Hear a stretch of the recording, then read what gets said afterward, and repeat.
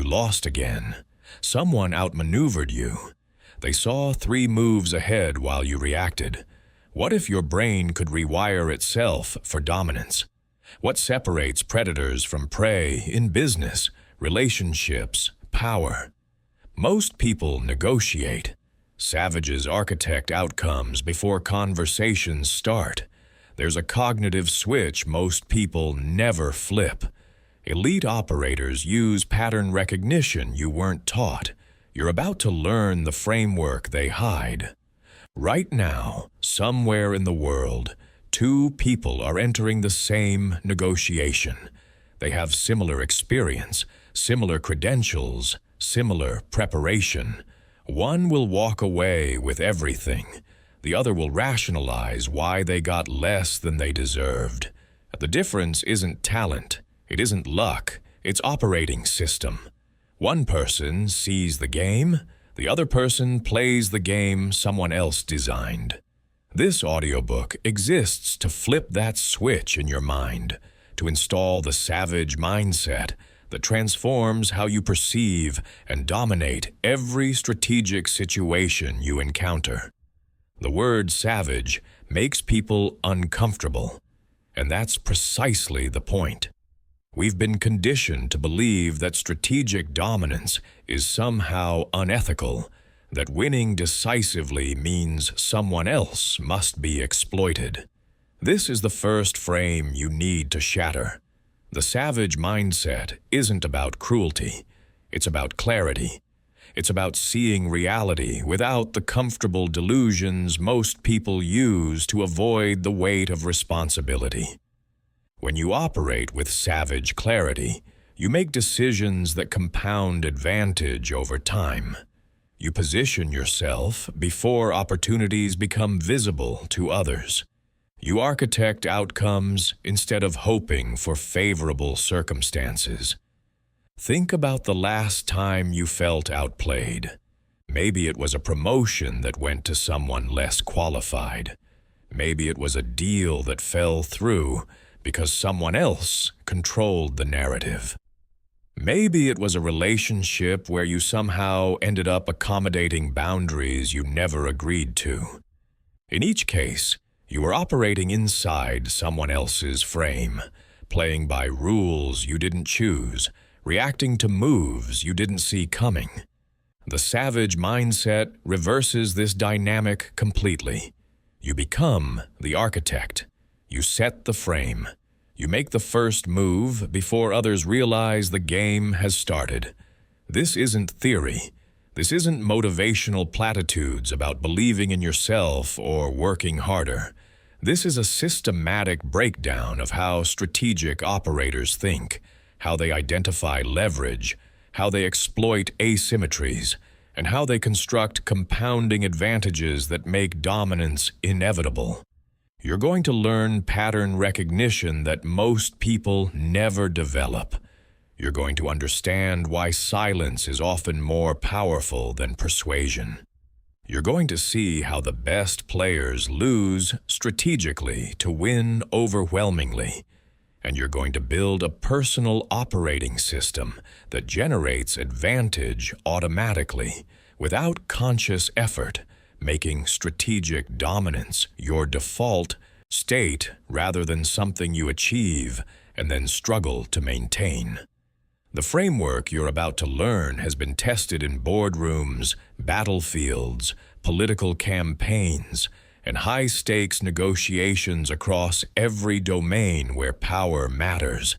It works because it's based on how reality actually functions, not how we wish it functioned. It works because it recognizes that most people operate on autopilot, following social scripts and emotional patterns that make them predictable. And it works because once you see these patterns, you can't unsee them.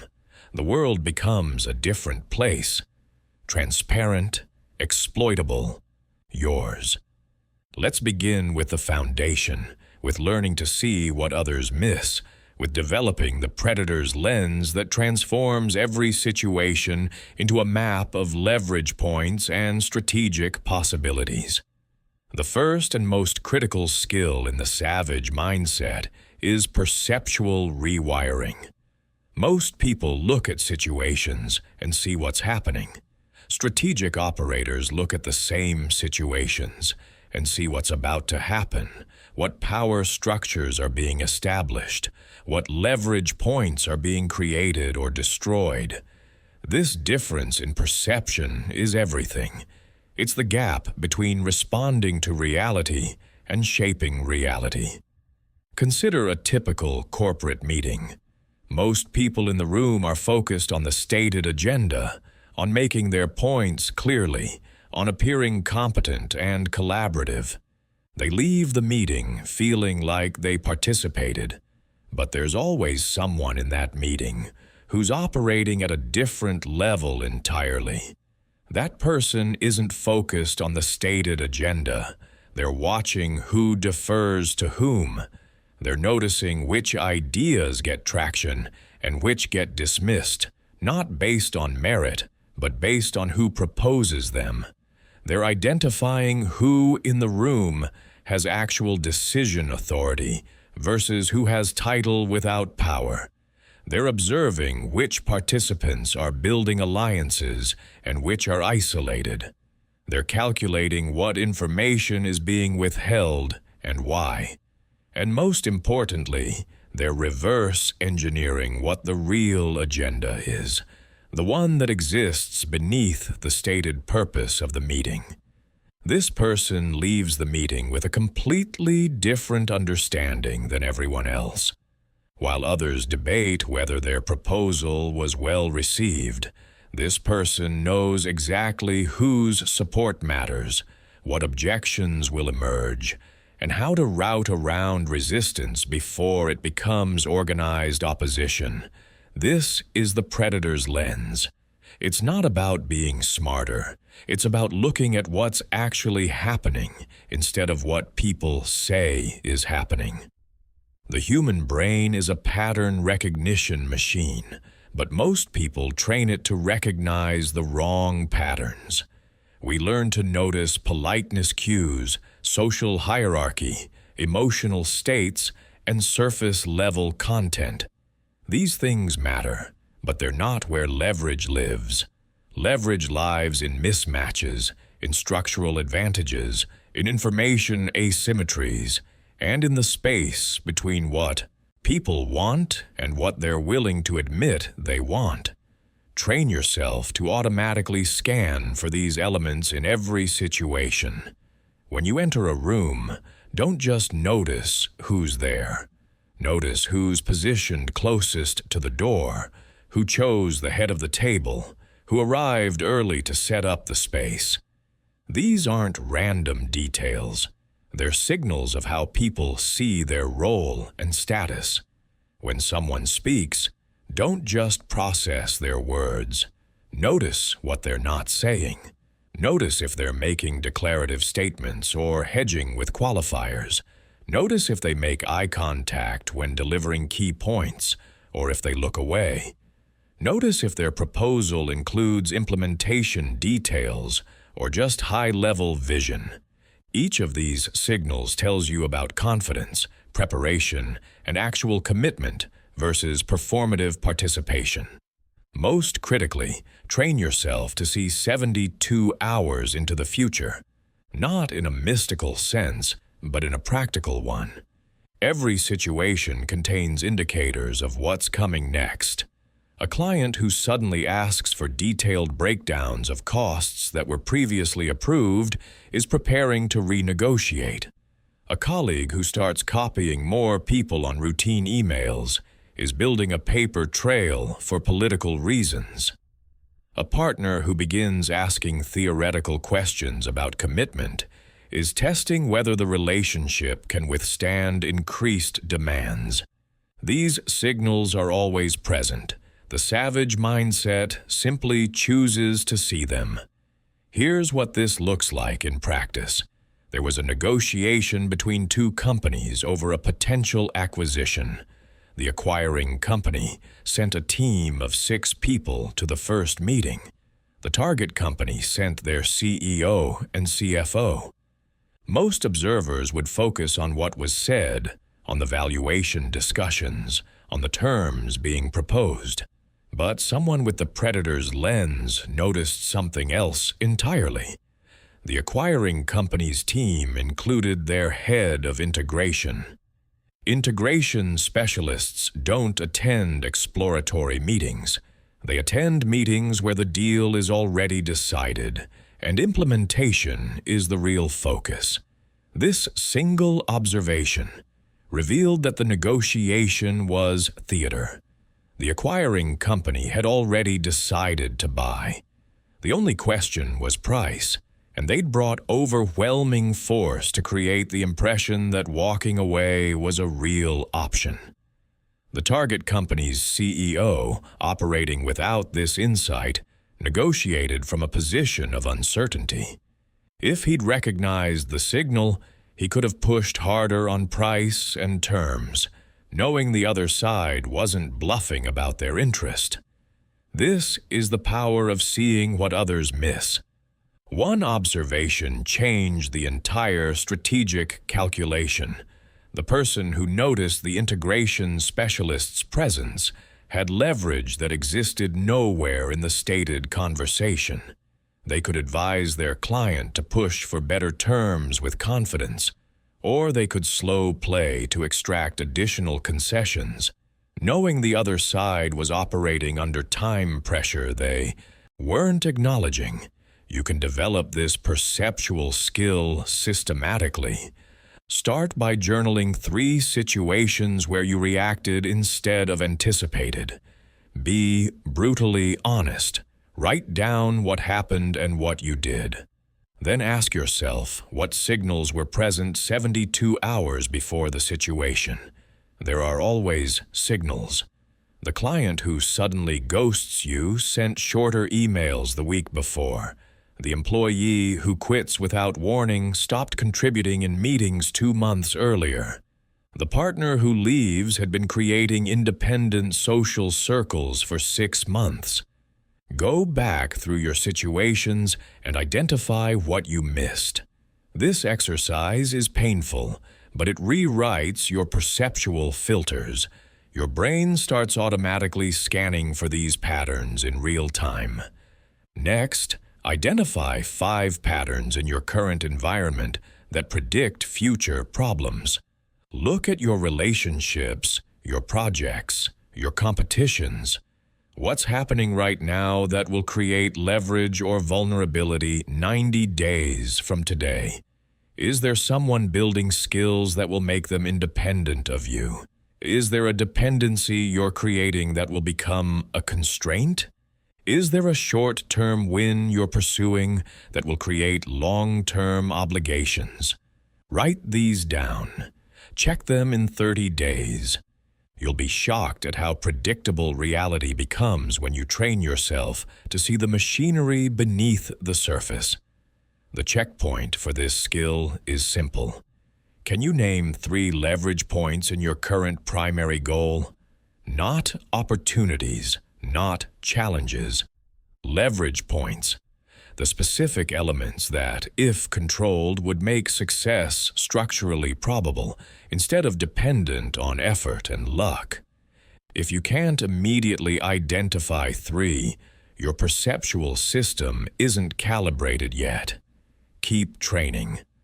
Once you can see leverage points, the next discipline is knowing when to act on them and when to let silence do the work. This is where most people with good strategic instincts destroy their advantage. They see clearly, they identify leverage, and then they explain their position thoroughly. They make their case articulately. They lay out their reasoning completely. And in doing so, they hand their opponents a map of exactly how to counter them. Strategic silence is the most underutilized weapon in any competitive domain.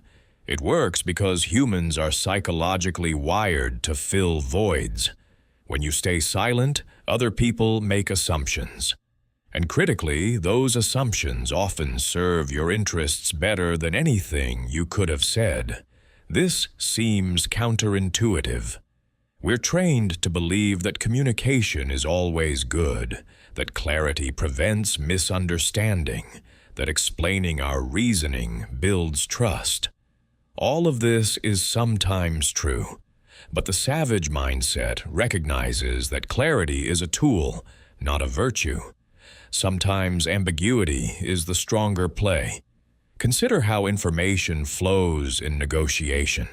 The person who reveals their constraints first loses. If you tell someone you need to close the deal by month end, they now know they can wait you out. If you explain that you're choosing between two options, they know they're not your only choice and will adjust their offer accordingly. If you articulate your decision criteria, they'll package their proposal to check exactly those boxes while potentially under-delivering on what actually matters to you. Every piece of information you provide is a weapon you've handed to the other side.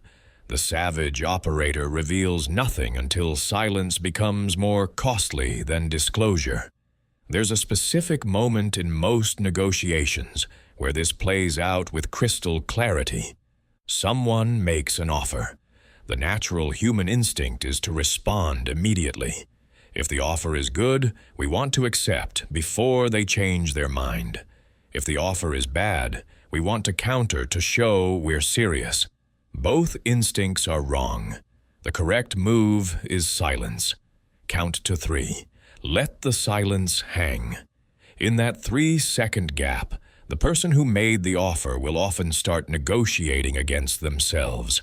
They'll add something. They'll qualify their position. They'll reveal their own uncertainty about whether their offer was strong enough. You've gained information and possibly improved terms without saying a word.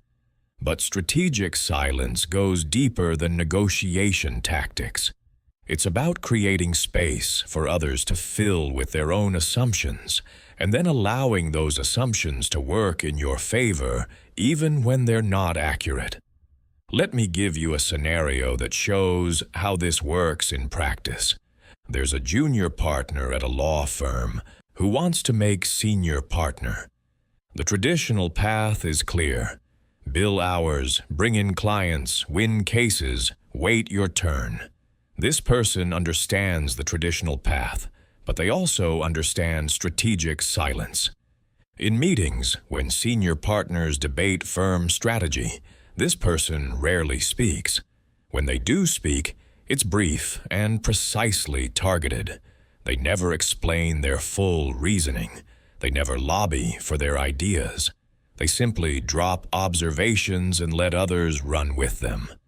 Over 6 months, a strange thing starts happening. Senior partners begin attributing strategic insights to this person that they never actually articulated. Someone will say that the firm should expand into a new practice area, and another partner will mention that this junior partner has been thinking about that space for months. The junior partner never said that. They asked one question about regulatory changes in that area 12 weeks ago. But the senior partners filled in the blanks. They assumed strategic depth that existed more in perception than reality. Within 18 months, this person makes senior partner ahead of peers who billed more hours and won bigger cases. The difference wasn't performance. It was the mystique created by strategic silence. This works because humans trust what they figure out themselves more than what they're told. When you explain your value, people discount it. When they infer your value from minimal signals, they often overestimate it. You're using their own pattern recognition against them, letting them construct a narrative that serves your interests better than any narrative you could have imposed through persuasion.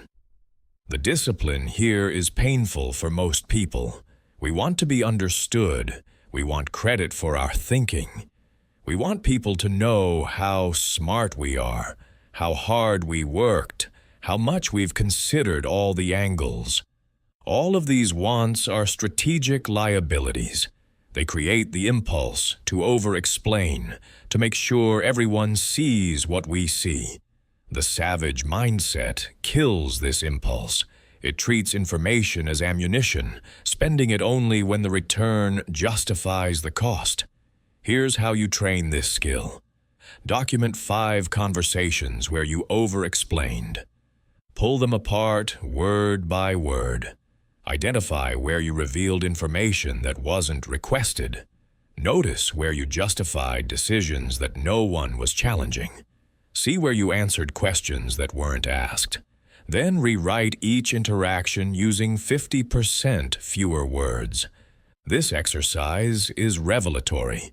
You'll discover that most of your communication is either defensive or approval-seeking. Neither serves dominance. Cut ruthlessly. Get the same outcome with half the information. You'll find that people respect you more, not less. They fill the gaps you leave with assumptions that elevate your position rather than clarify it. For the next 7 days, practice a 3-second pause before answering any question. This feels unnatural at first. The pause will feel like uncertainty.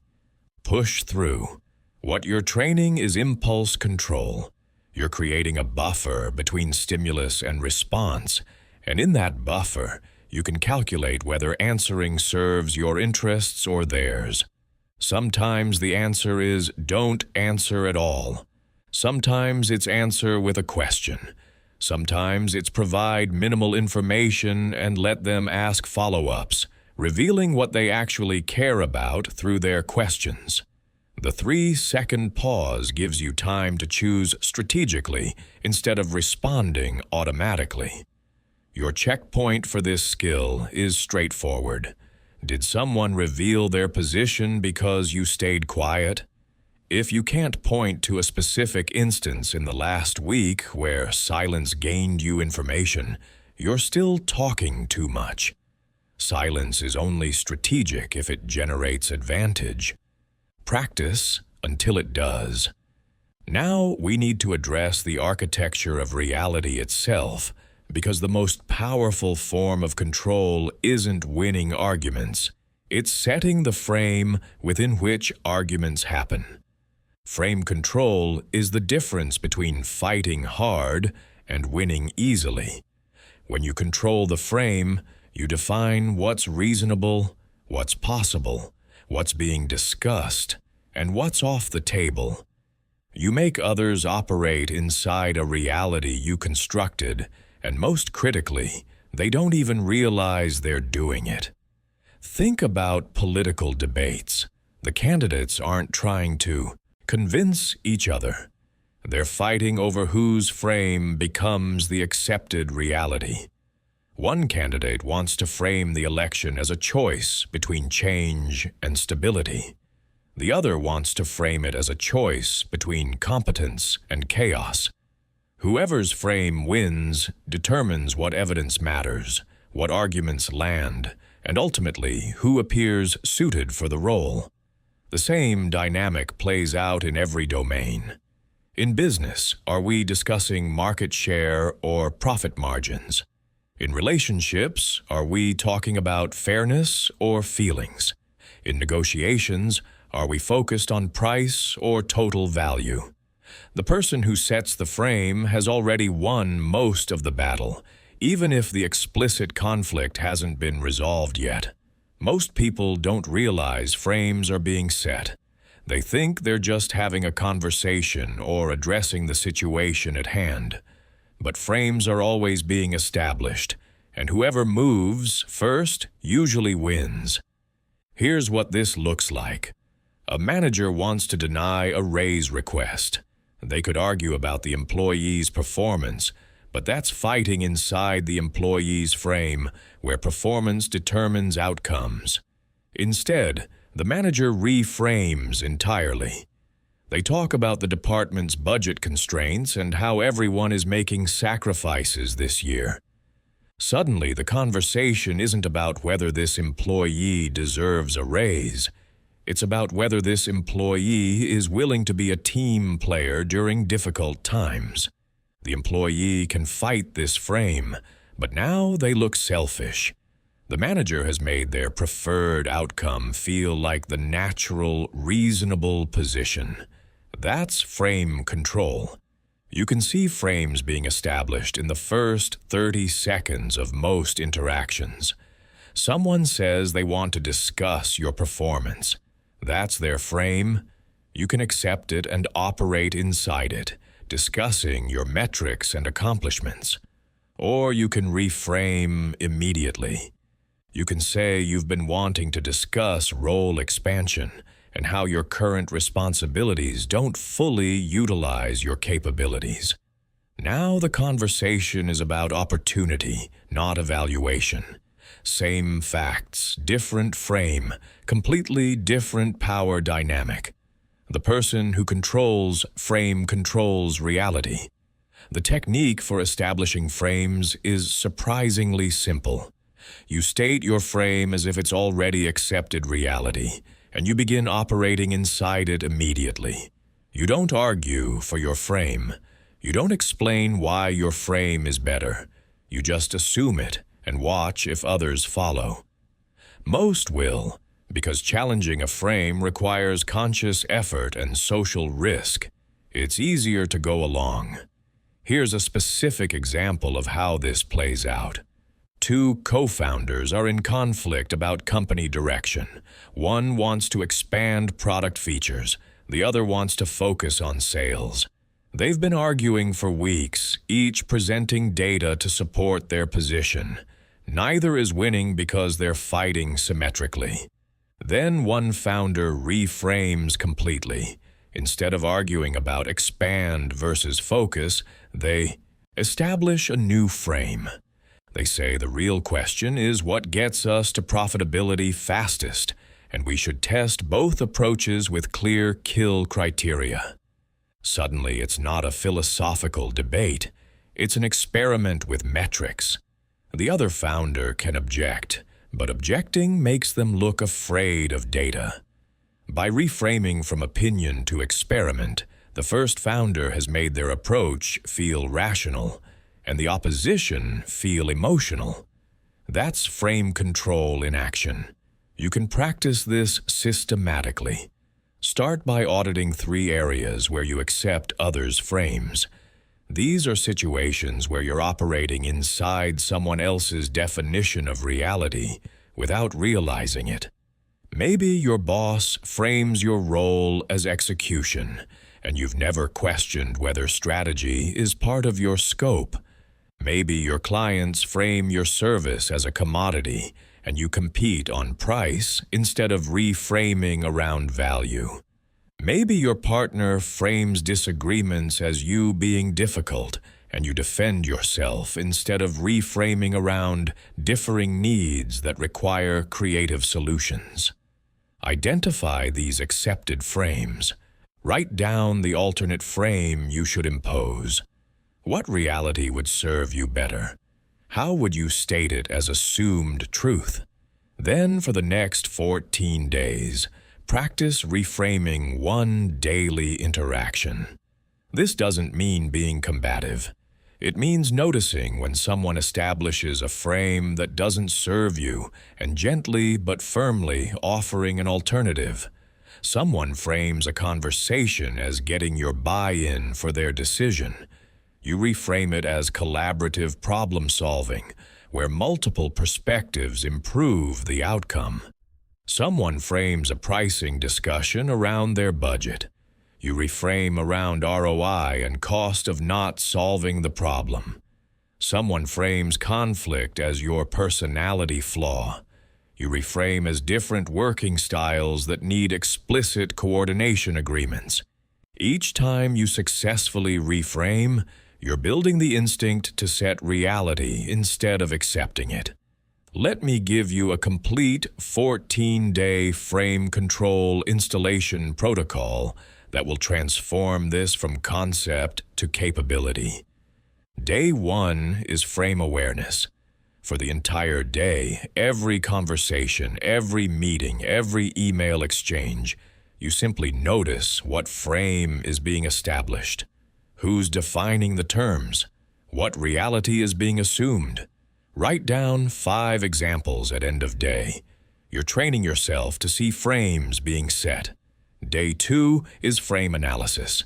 Take yesterday's 5 examples and analyze them. What frame was set? Who set it? What did that frame make possible or impossible? What would an alternative frame have enabled? You're developing the analytical skill of understanding how frames work. Day 3 is personal frame identification. What frame do you naturally default to? In conflict, do you frame things as right versus wrong, or as different priorities that need balancing? In negotiations, do you frame as win-lose, or as value creation? In leadership, do you frame as authority and compliance, or as collaboration toward shared goals? Write your default frames explicitly. This reveals your patterns. Day 4 is alternative frame design. For each of your default frames, design an alternative frame that would serve you better. If you default to right versus wrong in conflict, design a frame around mutual understanding of different valid perspectives. If you default to win-lose in negotiations, design a frame around expanding the pie. Write these alternatives explicitly.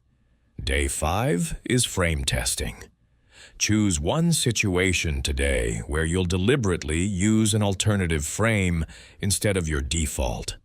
It doesn't have to be high stakes. Maybe it's a conversation with a colleague about project priorities. Instead of your default frame, whatever it is, consciously set a different frame and observe what happens. Document the outcome. Day 6 is frame refinement. Based on yesterday's test, refine your alternative frame. What worked? What felt awkward? What resistance did you encounter? Adjust your frame to be more natural and more effective. Day 7 is pattern observation. Take today to observe others setting frames. Watch skilled communicators, effective leaders, successful negotiators. How do they frame situations? What language do they use? What frames do they establish that make their desired outcomes more likely? Document 3 examples of excellent frame setting you observe. Day 8 is your frame statement. Based on everything you've learned this week, write your personal framing philosophy. What frames do you want to set in the domains that matter to you? In your career, what frame do you want others operating inside when they think about you? In your relationships, what frame creates the healthiest dynamic? In your negotiations, what frame makes your value clear? Write this as a clear statement of intent. Day 9 is micro-frame practice. Today, in every single interaction, no matter how small, you practice setting the frame first. When someone asks you a question, you reframe the question before answering. When someone makes a proposal, you reframe the context before responding. When someone states a problem, you reframe the problem before solving. You're building the habit of being frame setter, not frame acceptor. Day 10 is resistance handling. By now, you've encountered resistance. Someone pushed back on your reframe. Someone rejected your frame and reasserted their own. Today, you practice handling that resistance. When someone resists your frame, instead of arguing for your frame, you ask questions that reveal the limitations of their frame. What does your frame enable that you need? What does it prevent that threatens them? The questions create space for negotiating the frame itself. Day 11 is high-stakes frame setting. Today, you apply frame control in a situation that actually matters. An important conversation, a key negotiation, a significant decision point. You go into it with clear intention about what frame you need to establish, and you execute. Document what happened in detail. This is your proof of concept. Day 12 is frame maintenance. It's not enough to set a frame once. You have to maintain it when others try to shift frames mid-conversation. Today, you practice frame maintenance. When you've set a frame and someone tries to shift it, you gently but firmly bring the conversation back to your frame. You might say something like, "I think that's a separate discussion. Let's stay focused on the core question here." Or, "That's an interesting point, and I want to come back to the framework we established at the start." You're training the skill of frame defense. Day 13 is frame synthesis. Some situations require combining frames. Today, you practice taking someone else's frame and your frame and creating a third frame that incorporates both while still serving your interests. This is advanced frame control. You're not rejecting their reality. You're building a bigger reality that includes theirs but recenters around your priorities. Day 14 is frame review and integration. Review the entire 2 weeks. How has your ability to recognize and set frames changed? What situations are you handling differently? What outcomes have improved? Write a summary of your progress and identify the 3 most important frame control patterns you've learned. These 3 patterns become your go-to moves. You've now installed basic frame control competency. With continued practice over the next 90 days, this competency becomes automatic mastery. Your checkpoint is whether you shifted a conversation's entire premise this week. If you can point to one interaction where the terms of discussion changed because you established a new frame, you're developing this skill. If every conversation still operates inside the reality others define, you're still a frame acceptor, not a frame setter. Strategic dominance requires you to architect the reality others believe they're discovering. Once you can control frame, you need to understand that fighting fair is for people who don't understand asymmetry. The most decisive victories happen before conventional competition begins. This is the principle of asymmetric advantage, and it's how the weak defeat the strong, how startups overthrow incumbents, how underdogs become dominants. Asymmetry means finding or creating a mismatch so large that effort becomes almost irrelevant. You're not trying to be 10% better. You're trying to change the game entirely so your advantages are insurmountable and your opponent's advantages become liabilities. Let me tell you about something that happened in a technology sector negotiation that perfectly illustrates this principle. There were 2 companies bidding for a major enterprise contract worth tens of millions. Company A had the superior product, better features, more robust infrastructure, and a track record of successful implementations. Company B had a decent product, but nothing that could match Company A on technical merit. In a fair fight, Company A wins every time. But Company B understood asymmetric warfare. They didn't try to compete on product quality.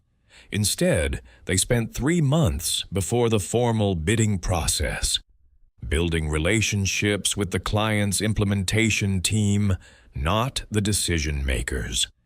They learned that the client's biggest fear wasn't choosing the wrong product. It was a failed implementation that would make the executive sponsor look bad. Company B repositioned the entire competition.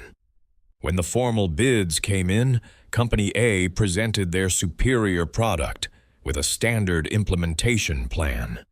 Company B presented a slightly inferior product with an implementation plan co-created with the client's team, featuring risk mitigation strategies for every concern the team had privately expressed.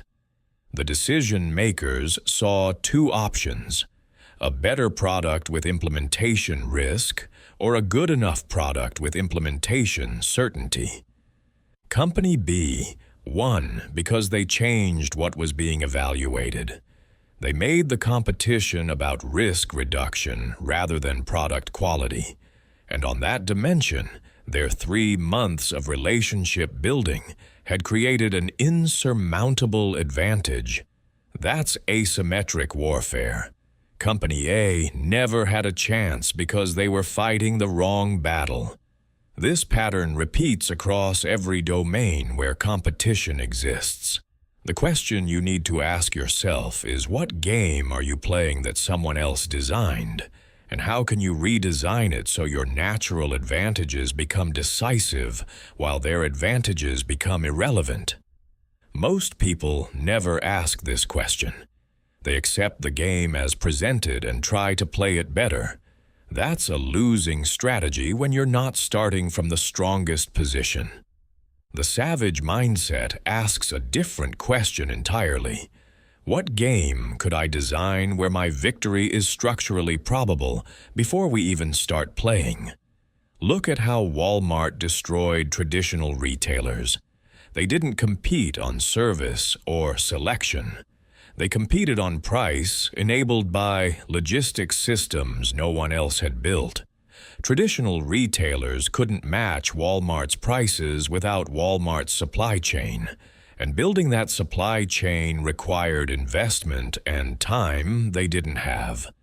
Walmart won before the competition started because they'd built an asymmetric advantage in infrastructure.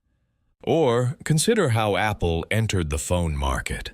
They didn't make a better phone by the metrics that mattered in mobile telecommunications at the time. They redefined what a phone was, making it a computer with phone capabilities, rather than a phone with computer features. Suddenly, Nokia's advantages in telecommunications didn't matter because the game had changed. That's asymmetric warfare. Change the terms so your strengths are maximized and your opponent's strengths are neutralized. You can apply this principle at every scale. In a job interview, everyone else is competing on credentials and experience. Those are symmetric advantages. Someone always has better credentials. The asymmetric play is to reframe the interview around a specific problem the company needs solved that you've already researched, making your demonstrated understanding worth more than generic qualifications. In a crowded market, everyone is competing on features and price. That's symmetric. The asymmetric play is to own a specific sub-segment so completely that you're not compared to general solutions anymore. You're the category. In a negotiation, everyone is trading concessions. That's symmetric. The asymmetric play is to introduce new value that costs you little but matters immensely to the other side, making price negotiations irrelevant because you've changed what's being traded. The key is identifying what you have that others don't or can't replicate quickly. This isn't about unique talents. It's about unique positioning. Maybe you have a relationship, maybe you have information, maybe you have time flexibility, maybe you have lower cost structure. Maybe you're willing to take risks others won't. Each of these can be weaponized into asymmetric advantage if you architect the competition around your edge instead of accepting the conventional playing field. Here's a scenario that demonstrates this perfectly. There are 2 consultants pitching for the same project. One consultant has 15 years of experience and impressive credentials. The other consultant has 5 years of experience, but has spent the last month researching the client's industry and has already drafted a preliminary analysis of their core problem. In a symmetric competition, the experienced consultant wins. Credentials matter, but the second consultant changes the game. They don't pitch their experience. They walk into the meeting and present their preliminary analysis, showing they've already done work before being hired. The client isn't choosing between credentials anymore. They're choosing between theoretical capability and demonstrated understanding. The consultant with less experience wins because they made the competition asymmetric. They fought on terrain they'd already prepared. You can systematically identify asymmetric opportunities. List your unfair advantages, the things you have that others in your competitive space don't. Be honest. Maybe your advantage is small now. That's fine. The question is whether it's exploitable. Then identify 3 competitions you're fighting symmetrically. These are situations where you're playing by standard rules, competing on standard metrics, trying to be better at the same game everyone else is playing. Look at each one and ask how you could change the rules. What different game could you play where your advantages matter more and your disadvantages matter less? Design one asymmetric approach for each competition. Don't implement yet. Just design. Get comfortable with the mindset of changing games instead of trying to win the current game. Your checkpoint is whether you change the rules instead of playing better. If you're still competing head-to-head on standard metrics, you're wasting energy. Asymmetric advantage means the competition is over before it starts because you've made your position structurally superior. Train yourself to see every competition as an opportunity to architect an unfair fight in your favor. That's not unethical. It's strategic. But here's what separates people who see these strategic possibilities from people who execute them. The ability to maintain ice-cold detachment when pressure spikes. Most people make their worst decisions under stress. They revert to emotional reactions, to defensive posturing, to short-term relief instead of long-term positioning. The savage mindset requires you to develop what I call the ice core, the ability to observe high-stakes situations from a third-person perspective, even when you're the one at risk. This is not about suppressing emotions. Suppression doesn't work.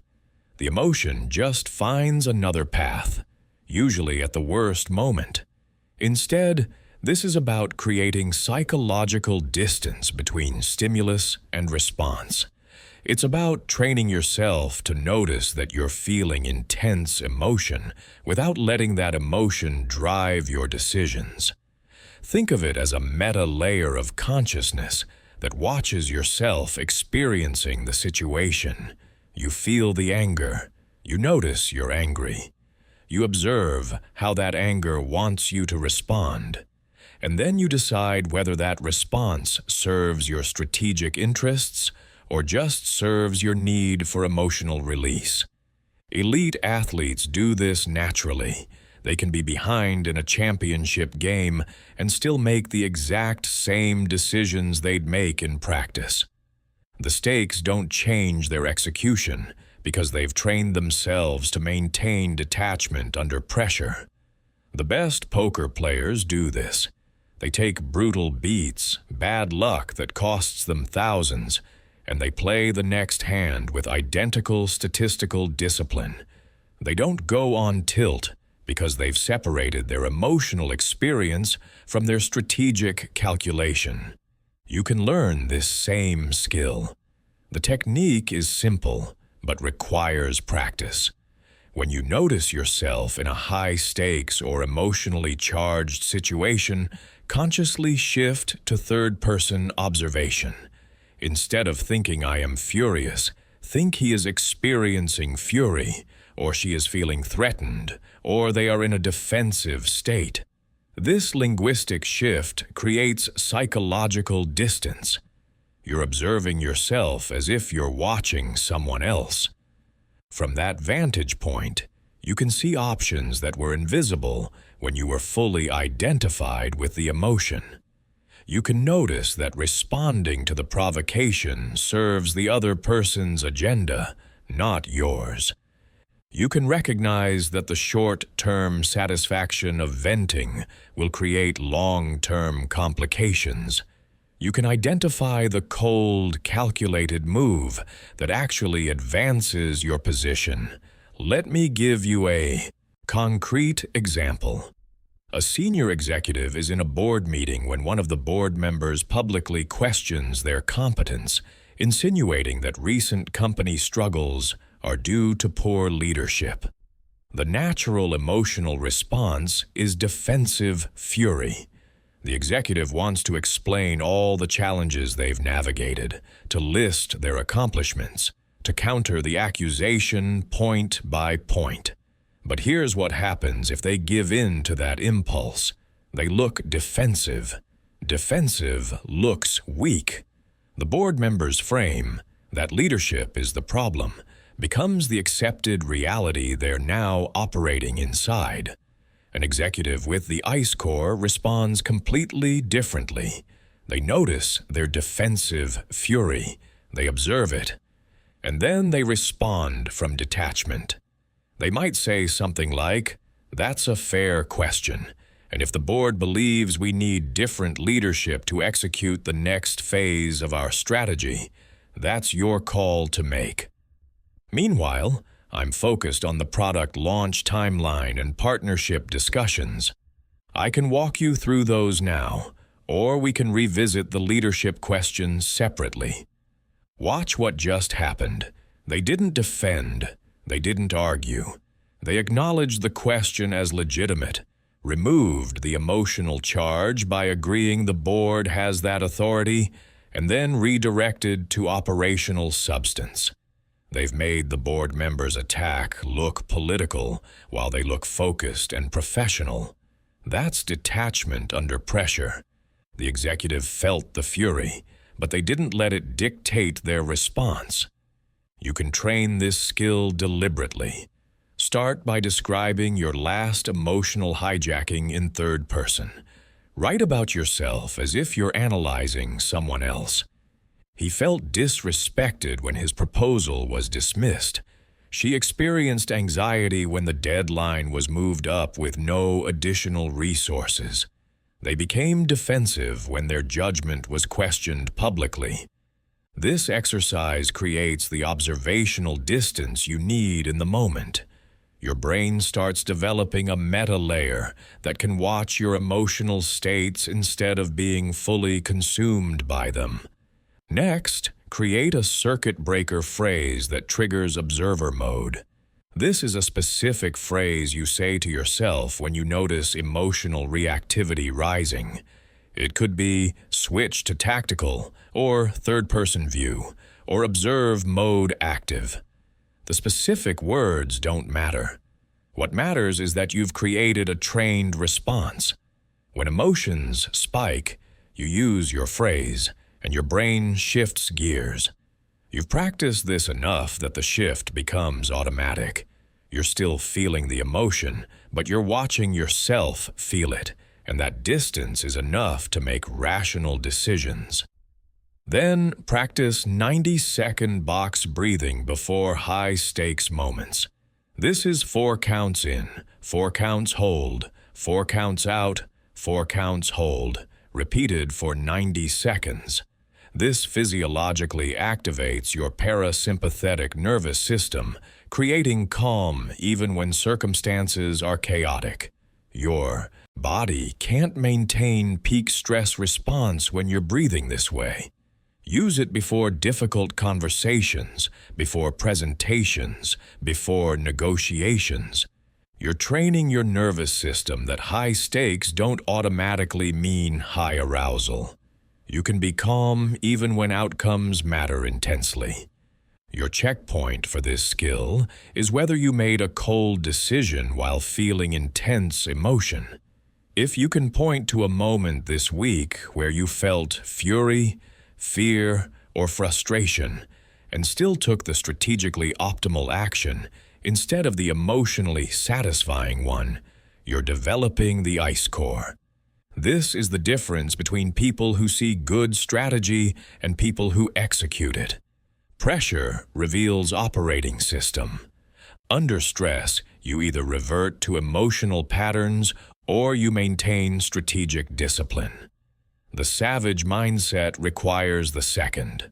Now we need to talk about the invisible infrastructure that multiplies your power without visible effort. Most people think about relationships transactionally. They help someone when they need something. They network when they're looking for opportunities. They build connections when it's convenient.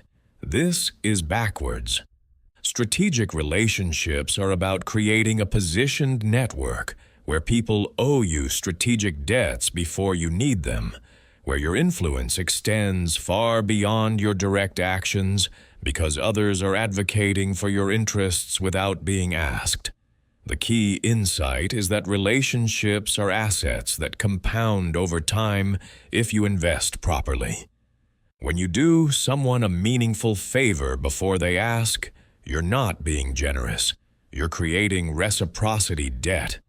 When you connect two people who benefit from knowing each other, you're not being helpful.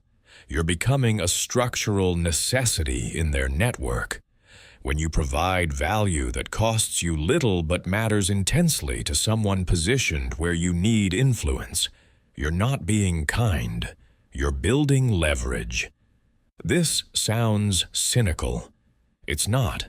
It's recognizing that relationships create obligations, and strategic operators invest in obligations that will pay returns when leverage matters. Think about how political power actually works.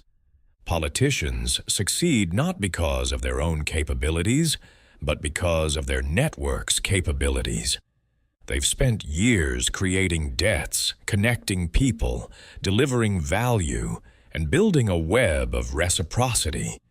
When they need something, they don't have to convince anyone. They just remind people of the history, the vote they delivered, the introduction they made, the problem they solved. The debt is called in, and the favor is returned. The same dynamic exists in every power structure. Corporate executives, academic leaders, successful entrepreneurs, they all have positioned networks where their influence is structural, not personal. You can build this systematically. Start by mapping your current relationships by strategic value. This isn't about ranking people as human beings. It's about, honestly, assessing who is positioned where you need influence, who has access to decision makers, who controls resources you might need, who has expertise in domains adjacent to your goals, who has audiences you want to reach. Make a literal map. Put yourself in the center and draw connections, rating each relationship by both current value and potential future value. This exercise is clarifying. You'll realize you've invested heavily in some relationships that provide minimal strategic return and neglected relationships that could be transformational with modest investment. Next, identify 5 people positioned where you need influence. These are not necessarily people you know well. They might be barely acquaintances, but they're positioned perfectly for your strategic needs. Now here's the critical part. Don't ask them for anything. Instead, design value delivery that creates reciprocity debt. Look at their visible problems, their public goals, their stated needs. Figure out what you can provide that costs you little but matters to them. Maybe it's an introduction, maybe it's information, maybe it's public endorsement, maybe it's solving a small problem that's been irritating them. Deliver that value without being asked and without explicit expectation of return. You're planting seeds. The person receives unexpected value from you. They now owe you. Not explicitly, not in a way they'd articulate, but psychologically, the debt exists. You've created imbalance, and humans are wired to restore balance. When you need something later, you're not asking a stranger for a favor. You're allowing someone to repay a debt. The first scenario requires convincing. The second requires reminding. That's the difference between transactional networking and strategic relationship building. Let me show you how this plays out.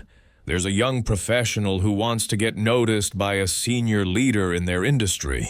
Direct approach would be asking for mentorship or coffee. That's a request, and requests require the other person to spend resources, time, or attention with uncertain return. Instead, this person takes a strategic approach. They notice the senior leader is speaking at a conference. They write a thoughtful summary of the leader's previous talks and insights, highlighting how those ideas influence their own career decisions. They publish it where the leader will see it. The leader reads it. They've been given something valuable. Their ideas were engaged with seriously and amplified publicly. No ask was made. 3 months later, the young professional reaches out for a brief call. The leader remembers them as the person who thoughtfully engaged their work. The call happens.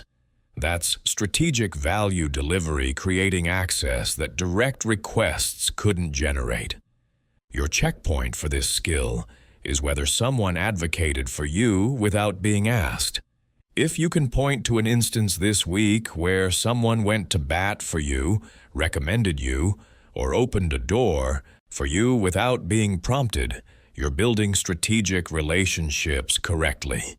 If every benefit you receive comes from direct asks, your network is transactional, not strategic. The savage mindset builds infrastructure that works even when you're not actively working it. But here's where most strategic operators make a critical mistake. They think winning means always advancing, always taking ground, always demonstrating dominance. This is wrong. Sometimes the strongest move is strategic retreat. Sometimes you win by appearing to lose. Sometimes manufactured vulnerability positions you for devastating comeback moves that wouldn't be available if you'd protected your position. This is the counterintuitive play, and it separates people who execute tactics from people who design campaigns. Think about how immune systems work. When a virus invades, the body doesn't just fight it directly. Sometimes it allows limited infection to develop antibodies. The short-term loss, allowing the virus some territory, creates long-term immunity that's stronger than what existed before the invasion. Strategic retreat works the same way. You give up something that doesn't matter to preserve something that does. You allow someone to win a battle so you can win the war. You appear weak so opponents overcommit and create vulnerabilities you can exploit later. This requires ice-cold calculation because it goes against every social instinct we have. We're trained to defend our position, to never show weakness, to fight every challenge. But this training makes people predictable. If someone knows you'll always fight, they can manipulate you by creating fights that drain your resources while advancing their actual agenda elsewhere. The counterintuitive play is recognizing when fighting is exactly what your opponent wants and choosing not to give them that fight. Consider a classic corporate scenario. There's a territorial manager who's trying to take over parts of your project. Conventional response is to fight, to escalate to leadership, to defend your turf. But what if that's exactly what they want? They're creating visible conflict to make you look difficult, while they position themselves as collaborative and willing to take on extra responsibility. If you fight, you confirm their narrative. The counterintuitive play is to appear to acquiesce. Let them take the project. but on your terms. You frame it as being willing to let them lead since they're so passionate about it, while keeping a strategic piece that actually matters. You look collaborative. They get a poisoned chalice, responsibility for a project with challenges they don't fully understand. 6 months later, when the project struggles, you're not attached to the failure. They are. You've won by appearing to lose. This requires distinguishing between what matters and what your ego wants to defend. Most people defend everything because any loss feels like defeat. The savage mindset identifies the hills worth dying on and gives up everything else without a fight. You're not trying to win every battle. You're trying to win the war, and sometimes that means letting opponents have victories that actually weaken their position while strengthening yours. Here's another example of how this plays out. An entrepreneur is in funding negotiations with investors who are trying to force unfavorable terms. Standard advice is to negotiate hard, to fight for every point, to never show weakness. But this entrepreneur takes a counterintuitive approach. They agree to the investor's terms, but add one condition. If the company hits certain milestones within 12 months, the terms renegotiate automatically. The investor agrees, thinking they've won the negotiation. The entrepreneur appears to have lost. But here's what happened strategically. The entrepreneur was confident they could hit those milestones. They've traded short-term, unfavorable terms for long-term leverage. When the milestones are hit, they're negotiating from strength, with proof of execution, with multiple investor options. The initial loss was tactical. The ultimate position is stronger than it would have been if they'd fought over terms when they had no leverage. You can practice this mindset by identifying 3 battles you're fighting that don't matter. These are conflicts consuming your energy without advancing your actual goals. Maybe it's a principle you're defending. Maybe it's a territory you're protecting. Maybe it's a win you're pursuing because losing would feel bad. Be ruthlessly honest. Does this battle actually matter, or does your ego want the victory? For each battle that doesn't matter, script a controlled withdrawal. How do you give it up in a way that preserves relationships and possibly creates strategic debt? How do you frame the withdrawal as generosity or collaboration rather than defeat? Then plan the comeback positioning each retreat enables. This is critical. Strategic retreat isn't about giving up. It's about gaining position. When you stop fighting Battle A, what resources and attention do you now have for Battle B, which actually matters? When you let someone have Victory X, what does that obligate them to, or how does it expose them? When you appear weak in Area Y, what guard does your opponent drop in Area Z? The retreat should create advantage, not just minimize loss. Your checkpoint is whether you gained advantage by appearing to lose. If you can point to a situation this week where you gave ground but strengthened your position, you're thinking in campaigns, not battles. Most people fight every fight and win their way to exhaustion. The savage mindset picks fights worth fighting and makes every other fight serve strategic purposes through tactical withdrawal. Now we enter perhaps the most powerful domain of strategic advantage, information warfare. Most people think information is about knowing more than others. That's true, but it's the least sophisticated application. Real information warfare is about controlling what others believe they know, shaping their perception of reality so their decisions serve your agenda, even when they think they're making independent choices. This is narrative control, selective disclosure, strategic leaks, and perception management working in concert to architect the information environment where your competitors operate. The key insight is that people don't respond to reality. They respond to their perception of reality. If you can shape perception, you control behavior more effectively than any direct influence attempt. Think about how financial markets work. The underlying economic reality matters, but market movements are driven by what investors believe is happening and what they believe others believe is happening. Companies with brilliant results can see their stock drop because perceptions weren't managed. Companies with mediocre results can see their stock rise because the narrative was controlled. The information matters less than the story people tell about the information. You see this most clearly in political campaigns. Candidates aren't trying to share the most accurate information. They're trying to establish a narrative that, once accepted, makes their victory feel inevitable and their opponent's arguments feel futile. One campaign establishes the narrative that their candidate is a fighter who gets things done. Now, every example of compromise looks like weakness, and every example of stubbornness looks like strength. The narrative is doing the persuasion work.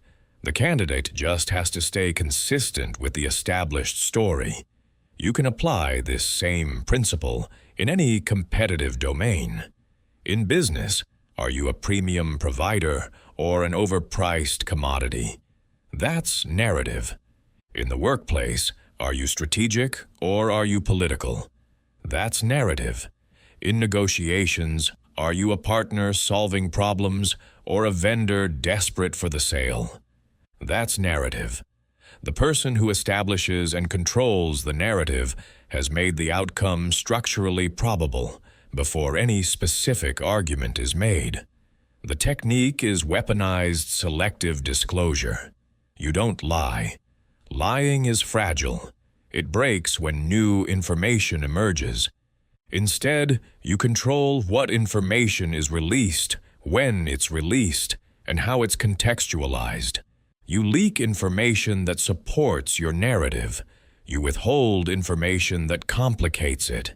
You frame information in ways that lead others to conclusions that serve your interests. Let me show you how this works in practice. Imagine there are two candidates for a promotion. One candidate has the stronger track record. The other candidate understands information warfare. The stronger candidate assumes their results will speak for themselves. The savvy candidate doesn't assume anything. 3 months before the promotion decision, they start having informal conversations with key decision makers. Not about the promotion, about challenges the team will face in the next year and how their skills are particularly relevant to those challenges. They're seeding a narrative that this promotion isn't about past performance, but about future capability. They selectively share stories of how they've navigated ambiguity and led through change.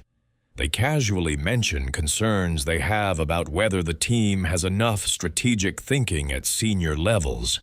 Each conversation is subtle, no direct lobbying, just controlled disclosure that shapes perception. By the time the promotion decision is being made, the decision makers have internalized a narrative. This person is strategic, forward-thinking, and has unique capabilities for what's coming next. The stronger candidate's track record is now competing against a narrative of future needs. The stronger candidate might still win, but the savvy candidate has changed the terms of evaluation from their weakness, past results, to their strength, strategic positioning for future challenges. That's information warfare. The battlefield was shaped before the fight began. You can practice this by tracking how others describe a situation you're involved in. Listen carefully to the narratives being formed. What story are people telling? Is it accurate? Is it serving your interests? If not, you need to intervene with strategic information deployment. Don't argue against the current narrative directly. That makes you look defensive. Instead, introduce new information that requires a different narrative to make sense. You're not changing the story. You're providing puzzle pieces that only fit a different picture. Then craft the narrative you want believed. Write it out explicitly. What do you want people to believe about this situation, about you, about what's happening, and why? Be clear. Now identify 3 different channels through which you can seed that narrative. Maybe it's casual conversations with influential people. Maybe it's visible actions that demonstrate the narrative. Maybe it's questions you ask that lead others to discover the narrative themselves. Each channel plants the same story, but from different sources, making it feel like independent confirmation rather than messaging.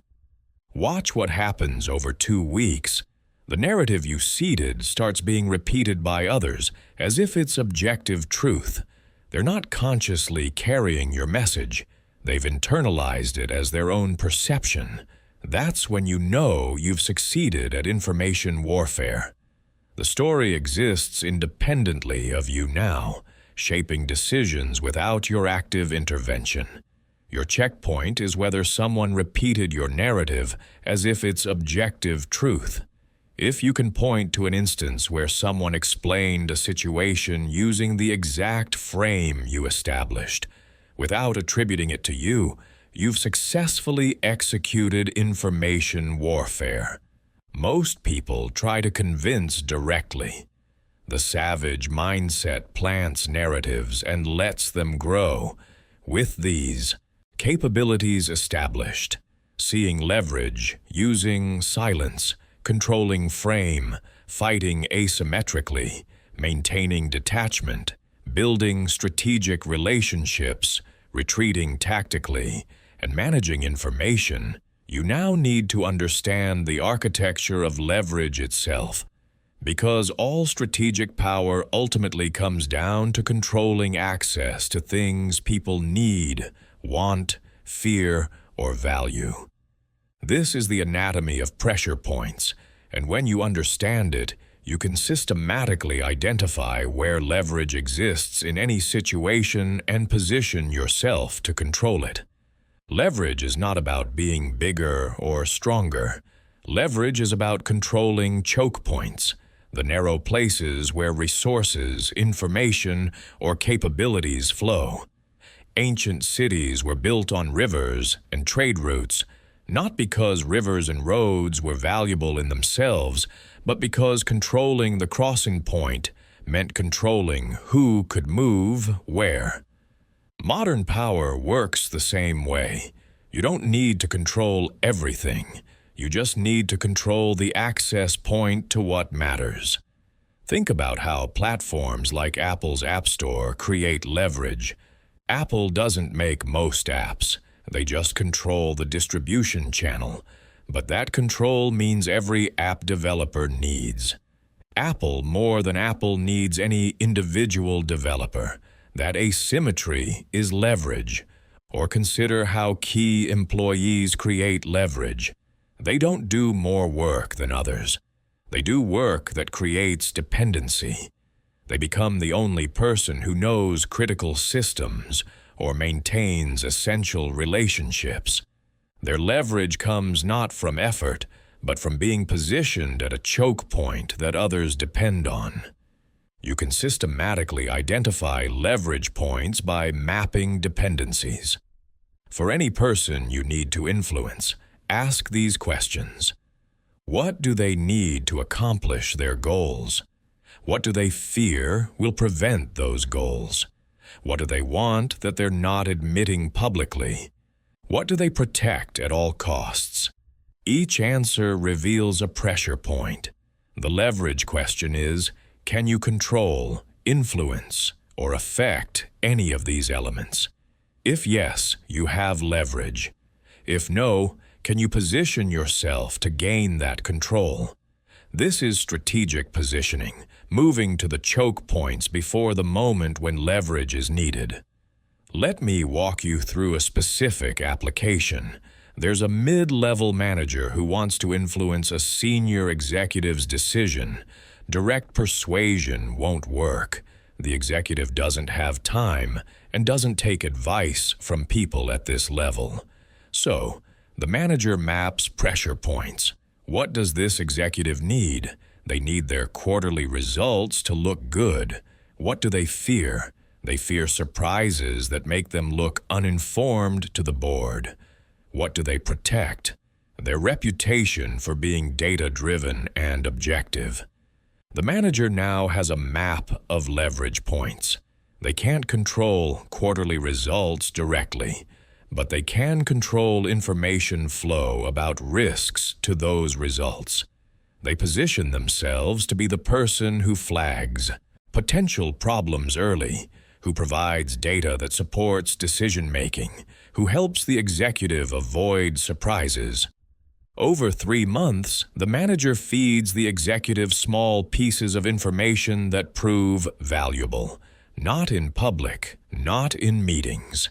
In private, brief updates that save the executive from being blindsided. The executive starts depending on this information flow. They've created a habit of checking with the manager before big decisions. The manager now has leverage. When they need to influence a decision, they're not an outside voice. They're a trusted source. Their opinion matters not because of their title, but because they've positioned themselves at a critical information choke point. This example demonstrates the key principle. Leverage comes from being structurally necessary, not from being impressive. Most people try to gain influence by demonstrating competence. That's fine, but it's limited. You're competing with everyone else who's competent. The savage mindset builds influence by creating dependency. You become the person others need to go through to get something they value. That's not manipulative. That's understanding how power actually flows. Let me give you another example that shows how this works at a different scale. There's a freelance designer who's tired of competing on price with hundreds of other designers. Every project is a battle. Every client wants discounts. There's no loyalty because clients see design as a commodity. This designer could try to be better, to have a more impressive portfolio, to network harder. That's the conventional approach, and it keeps them trapped in the same competitive dynamics. Instead, they take a leverage-based approach. They identify that their best clients all struggle with the same problem, translating their vision into clear creative briefs that designers can actually execute. The gap between what clients want and what they can articulate creates expensive revision cycles and frustration on both sides. The designer creates a simple framework for developing creative briefs. It's a structured conversation protocol that takes 30 minutes and produces a document that any designer could work from. They start offering this as a free service to potential clients before discussing design work. No obligation, just helping them clarify what they actually want. 2 things happen.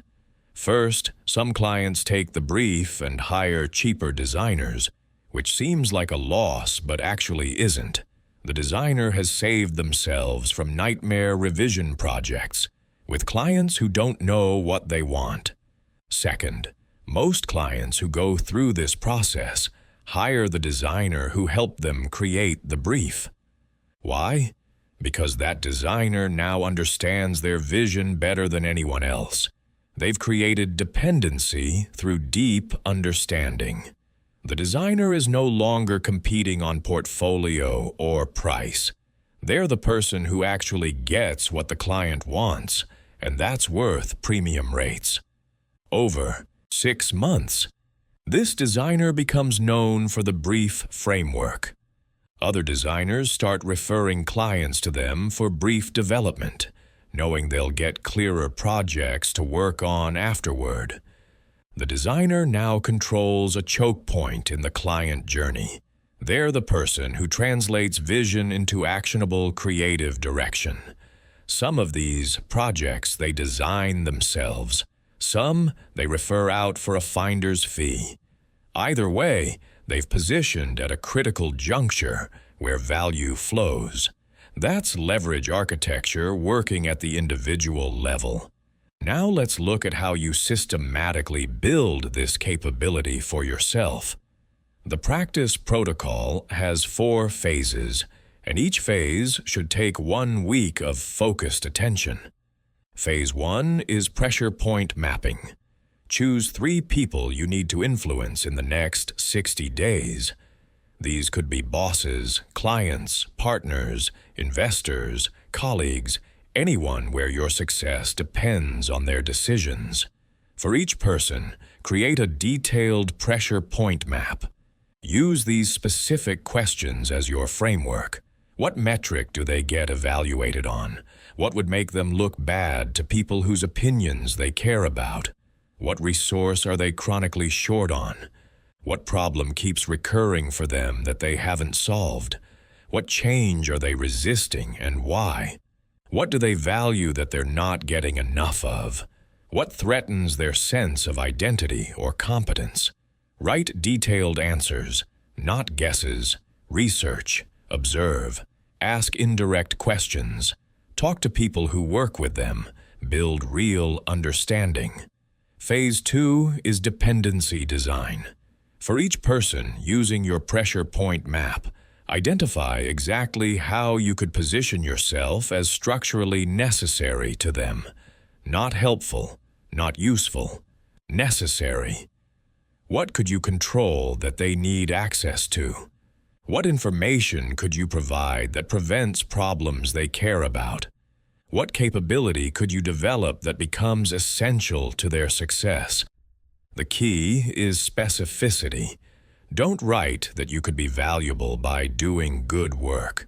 Write that you could become the only person who understands both the technical infrastructure and the client relationships, making you essential to any project transition. Don't write that you could help them solve problems. Write that you could implement an early warning system for the specific type of problem that blindsided them last quarter, making you the person who keeps them from future embarrassment. Be concrete, be specific, be strategic. Phase 3 is positioned value delivery. This is where most people fail. They see the opportunity, but they ask permission or they make it transactional. Don't. Just start delivering the value you identified. Don't announce it. Don't ask if they want it. Don't explain your strategy. Just position yourself and start providing whatever creates the dependency you designed. If you identified that someone needs early warning about technical risks, start sending brief weekly updates about potential issues you're seeing. If you identified that someone needs translation between departments, start naturally serving that function in meetings. If you identified that someone needs someone who anticipates their needs, start anticipating. Do this for 3 weeks consistently. No recognition required, no appreciation necessary. You're building infrastructure, not seeking validation. Phase 4 is leverage testing. After 3 weeks of positioned value delivery, you should have created dependency. Now test it. You don't test by making demands. You test by observing whether the person's behavior toward you has changed. Do they check with you before making decisions they use to make independently? Do they ask your opinion on matters outside your formal role? Do they include you in conversations you weren't previously part of? Do they defend you or advocate for you when you're not present? If yes to any of these, you've successfully built leverage. If no, Your positioned value isn't hitting a real pressure point. Return to Phase 1 and map more carefully. Here's what this 4-phase protocol looks like in practice. There's a product manager who needs buy-in from an engineering director who's notoriously resistant to product-led initiatives. The PM could try to convince, to build better cases, to escalate to shared management. That's the conventional approach, and it's probably going to fail because it doesn't address the underlying pressure point. Instead, the PM runs the 4-phase protocol. Phase 1 mapping reveals that the engineering director's real pressure point is that he gets blamed when product launches have technical issues, but he's not involved in product decisions early enough to prevent those issues. He's not resistant to product-led initiatives because he doesn't value product. He's resistant because product has historically created problems he's accountable for without giving him influence over the decisions that created those problems. That's the real pressure point. Perceived accountability without authority. Phase 2, dependency design identifies the solution. The PM needs to become the person who bridges product and engineering early, so the engineering director has influence before decisions are locked.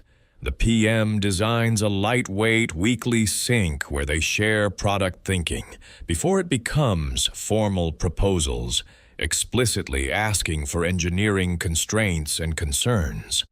This isn't about getting approval. It's about giving the director visibility and input at a stage where his concerns can shape direction instead of just blocking execution. Phase 3, positioned value delivery, means the PM just starts doing these syncs. Doesn't ask permission, doesn't make it formal.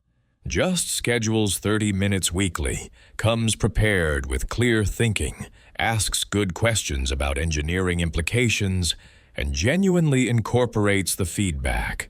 No fanfare, no announcement of a new process, just consistent execution. After 3 weeks, Phase 4 testing reveals that the dynamic has completely shifted. The engineering director is now proactively reaching out to the PM with ideas for how to solve product challenges. He's advocating for the PM's proposals in leadership meetings. He's assigning senior engineers to support the PM's priorities without being asked. The PM has built leverage not through persuasion, but through positioned value delivery that hit the real pressure point. The director isn't being manipulated. He's getting something he genuinely needs: influence at a stage where his input matters. The PM isn't being fake. They're getting something they genuinely need: engineering support and advocacy. Both parties benefit, but the PM architected the dependency structure that makes the relationship work. That's leverage done right. Now let me give you a day-by-day micro-challenge for the next 14 days that will build your pressure point identification skills to automatic levels. Day 1. Identify the biggest decisions someone in your life needs to make in the next month. Write down what you think their decision criteria are. Day 2. Have a conversation with that person where you ask about what's making the decision difficult. Don't offer solutions. Just listen. Compare what they say to what you wrote yesterday. Notice where you were wrong. Day 3.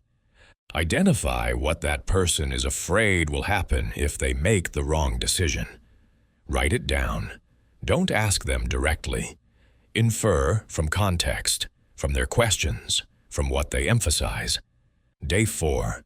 Identify what success looks like to them specifically for this decision, not what success looks like objectively. What would make them personally feel they decided well? Day 5. Map who else has influence over this decision. Whose opinion do they check? Whose approval do they need? Whose reaction are they worried about? Day 6. Identify what information they don't have that would make the decision easier. What knowledge gap exists? Day 7. Determine if you can fill that information gap. If yes, do it without being asked. If no, identify who could. Day 8. Observe whether your information delivery changed how they're thinking about the decision. Don't ask. Observe their behavior. Day 9. Identify a second person making a decision.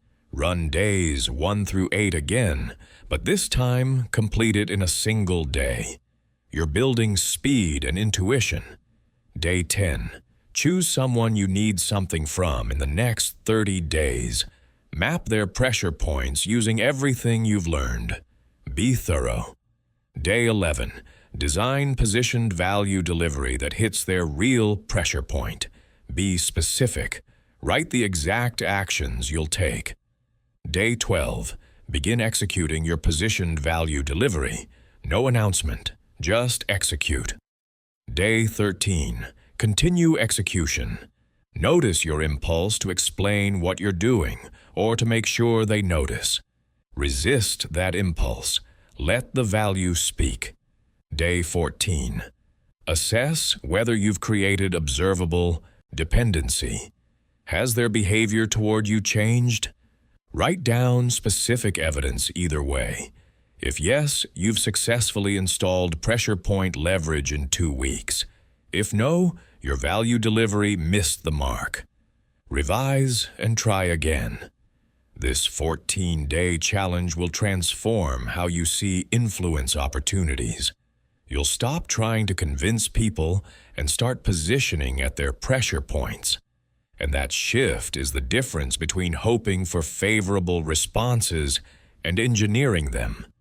But here's where people often stumble. They build leverage successfully, and then they either use it clumsily, burning the relationship by being too transactional, or they don't use it at all, leaving value on the table because they're uncomfortable exercising influence. You need to calibrate leverage deployment. The rule is simple. The more invisible your leverage use, the more sustainable it is. When you've built dependency and you need something, don't reference the dependency. Don't remind them of what you've done. Don't make it transactional. Just ask for what you need, as if it's a normal, reasonable request between parties with a good working relationship. The leverage does its work unconsciously. They feel the relationship is valuable. They want to maintain it. They say yes without feeling like they're repaying a debt. That's sustainable influence. Contrast this with making the leverage explicit, reminding them of what you've done, creating a sense of obligation they can feel. That works once, maybe twice, but it poisons the relationship because no one likes feeling indebted or manipulated. Here's the calibration. If you have strong leverage, use light asks. If you have weak leverage, build more before asking for anything significant. If you have medium leverage, make asks that are valuable to you but easy for them. You're testing the relationship strength while building additional goodwill. Over time, strong leverage relationships can handle significant asks, but you still keep it feeling natural rather than transactional. The art is in making your influence feel like mutual benefit rather than debt collection. When you do this well, people will describe you as someone they like to help, someone they want to work with, someone who makes their life easier. They won't describe you as someone who's built leverage over them, even though that's exactly what you've done. The leverage is real but invisible. That's mastery. The ultimate goal is making leverage invisible. The most powerful operators control outcomes without anyone realizing they're being controlled. The pressure is subtle. The dependency feels natural. The influence is structural rather than personal. When you've positioned correctly, People come to you. You're not chasing them. They need what you control, and seeking you out feels like their choice. That's the architecture of leverage functioning perfectly. Now, we need to discuss time horizons, because the difference between tactical wins and strategic dominance is how you think about compounding. Most people optimize for immediate outcomes. They make choices that feel good right now, that solve today's problem, that generate visible progress. This is often wrong.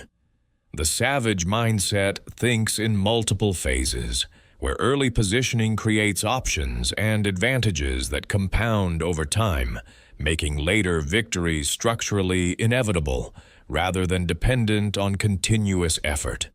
Think about how wealth actually compounds.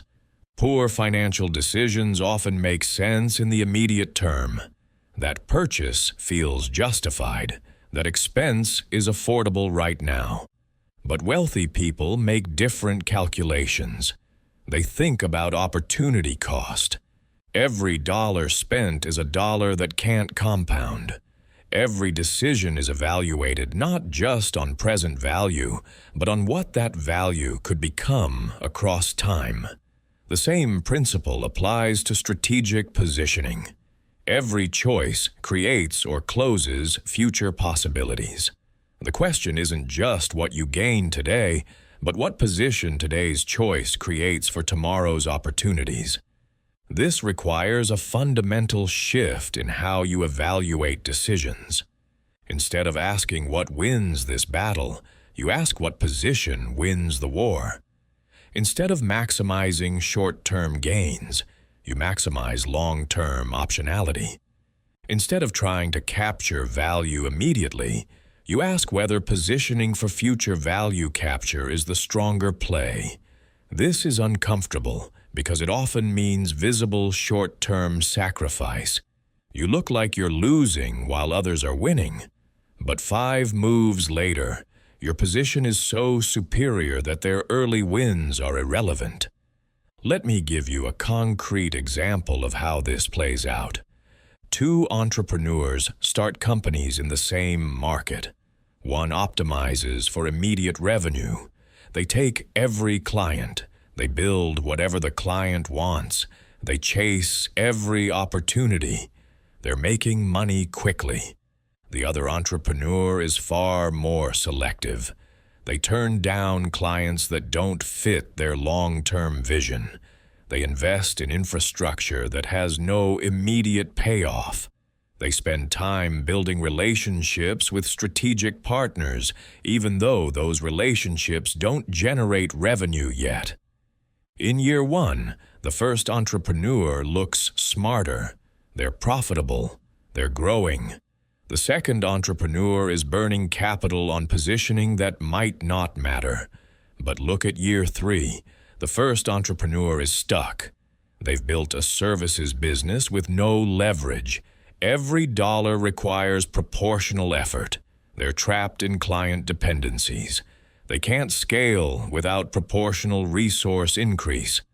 The second entrepreneur has built a platform.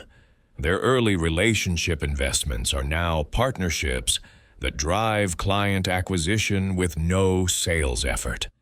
Their infrastructure investments mean they can scale without proportional cost increases. Their selectivity meant they only worked with clients who could become case studies and references. They've built compound advantages. By year 5, the gap is insurmountable. The first entrepreneur is still working hard for linear growth. The second entrepreneur is experiencing exponential growth from compounded positioning. This is the long game. It requires you to map your current goal as if it has 5 phases. Most people think in one phase, get the outcome I want right now. That's tactical thinking. Strategic thinking asks what Phase 1 positioning enables for Phase 3 that wouldn't be possible otherwise. You're building backward from Phase 5 to today, identifying what early moves create compounding advantages. Here's how you practice this. Take your primary goal. Write it out. Now imagine 5 phases to get there. Phase 1 might be positioning. Phase 2 might be validation. Phase 3 might be scaling. Phase 4 might be dominance. Phase 5 might be transformation into something beyond the original goal. For each phase, identify what success looks like. Then work backward. What does Phase 4 require that must be built in Phase 3? What does Phase 3 require that must be positioned in Phase 2? What does Phase 2 require that must be established in Phase 1? Now look at what you're doing today. Are you making moves that optimize for Phase 1 success, or moves that position for Phase 3 advantage, even if they look less impressive right now? This analysis reveals whether you're thinking tactically or strategically. Most people are optimizing for the current phase. Strategic operators are making moves that only make sense when you understand the full multi-phase plan. The key insight is that compound advantages create structural inevitability.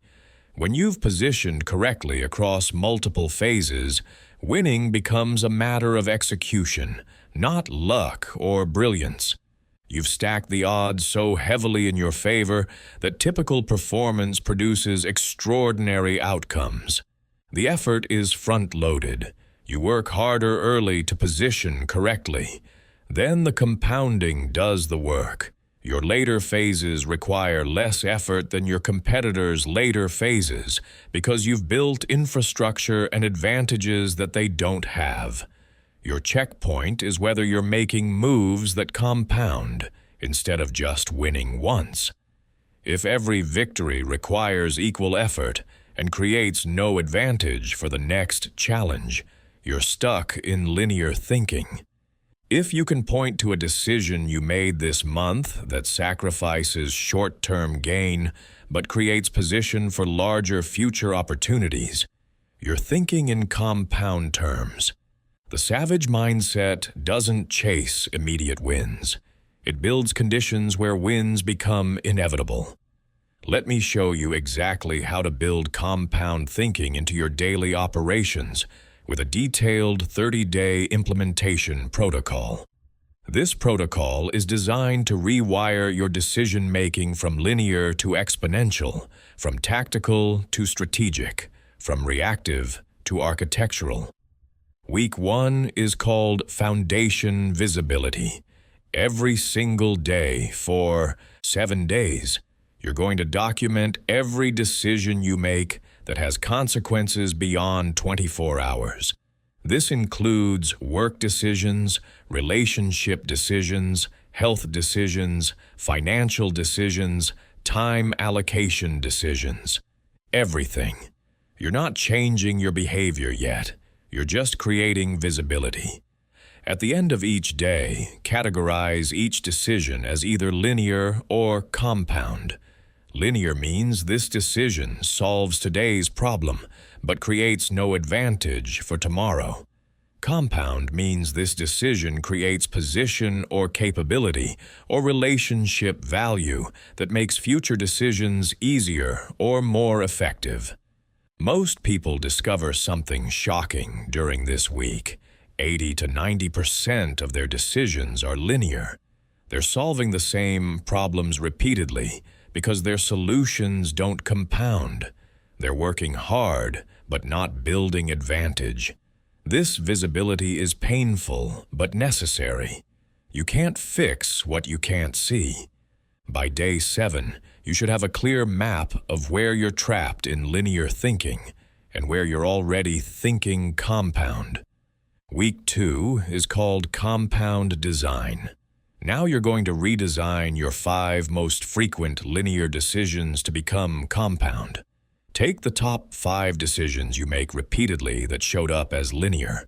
For each one, ask, how could I solve this once in a way that makes it easier or unnecessary next time?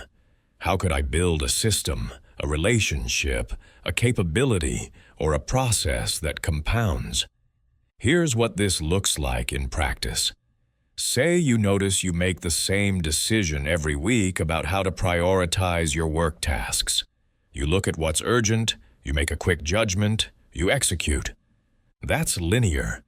Every week requires the same decision effort. The compound redesign would be creating clear prioritization criteria that you apply automatically. Urgent client requests get priority 1. Strategic initiatives with deadline within 2 weeks get priority 2. Everything else goes into a backlog reviewed monthly. You've made the decision once. Now you're just executing a system. The mental effort compounds. Week 1, you spent 30 minutes designing the system. Week 2 through 52, you spend 0 minutes on the decision because the system handles it. That's compound thinking. Or say you notice you repeatedly make decisions about whether to help colleagues with their problems. Each request requires judgment about whether to say yes. That's linear. The compound redesign is establishing clear boundaries and communication about when you're available and for what. You announce you have office hours on Tuesday and Thursday afternoons for colleague questions, and you're deep-focused other times. You've made one decision about your availability that now handles hundreds of individual requests. People know when to come to you. You're not making individual judgment calls constantly. Your decision compounds. By the end of week 2, you should have redesigned 5 linear decisions into compound systems. You've just freed up mental energy and decision-making capacity that was being wasted on repetitive choices. Week 3 is called strategic sacrifice. This is where compound thinking gets uncomfortable. You're going to identify 3 opportunities you're currently pursuing that generate short-term wins but don't compound. These might be clients who pay well but don't lead to better clients. These might be projects that look good but don't build capabilities you need. These might be social commitments that feel good but don't position you strategically. Identify 3, then stop pursuing them. This feels wrong. You're walking away from wins. But those wins are consuming resources that could build compound advantages. You're trading visible linear gains for invisible positioning. By day 21, you should have said no to 3 things that felt like opportunities, but were actually traps keeping you in linear thinking. The key question for each opportunity is, if I win this, does it make the next win more likely, or just give me the same problem to solve again? Client work that doesn't lead to better clients is linear. Client work that builds reputation or capabilities or relationships that attract better clients is compound. Projects that require the same effort every time are linear. Projects that build reusable assets or systems or knowledge are compound. Commitments that demand ongoing time without creating new opportunities are linear. Commitments that position you in networks or build skills that open doors are compound.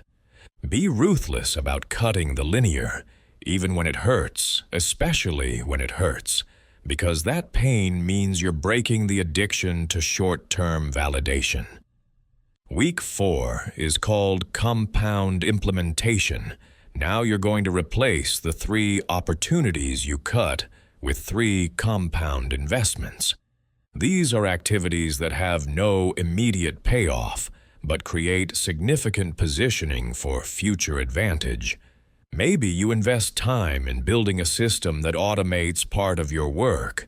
0 payoff this month. Massive payoff over the next year as that automation compounds. Maybe you invest time in developing a skill that's adjacent to your current expertise. No immediate value. Huge value in 12 months when that skill combination is rare and valuable. Maybe you invest time in building a relationship with someone positioned where you need to be in 3 years. No transaction now. Major access later. By day 30, you should have invested at least 15 hours into compound activities that have no measurable short-term return. This is psychologically difficult.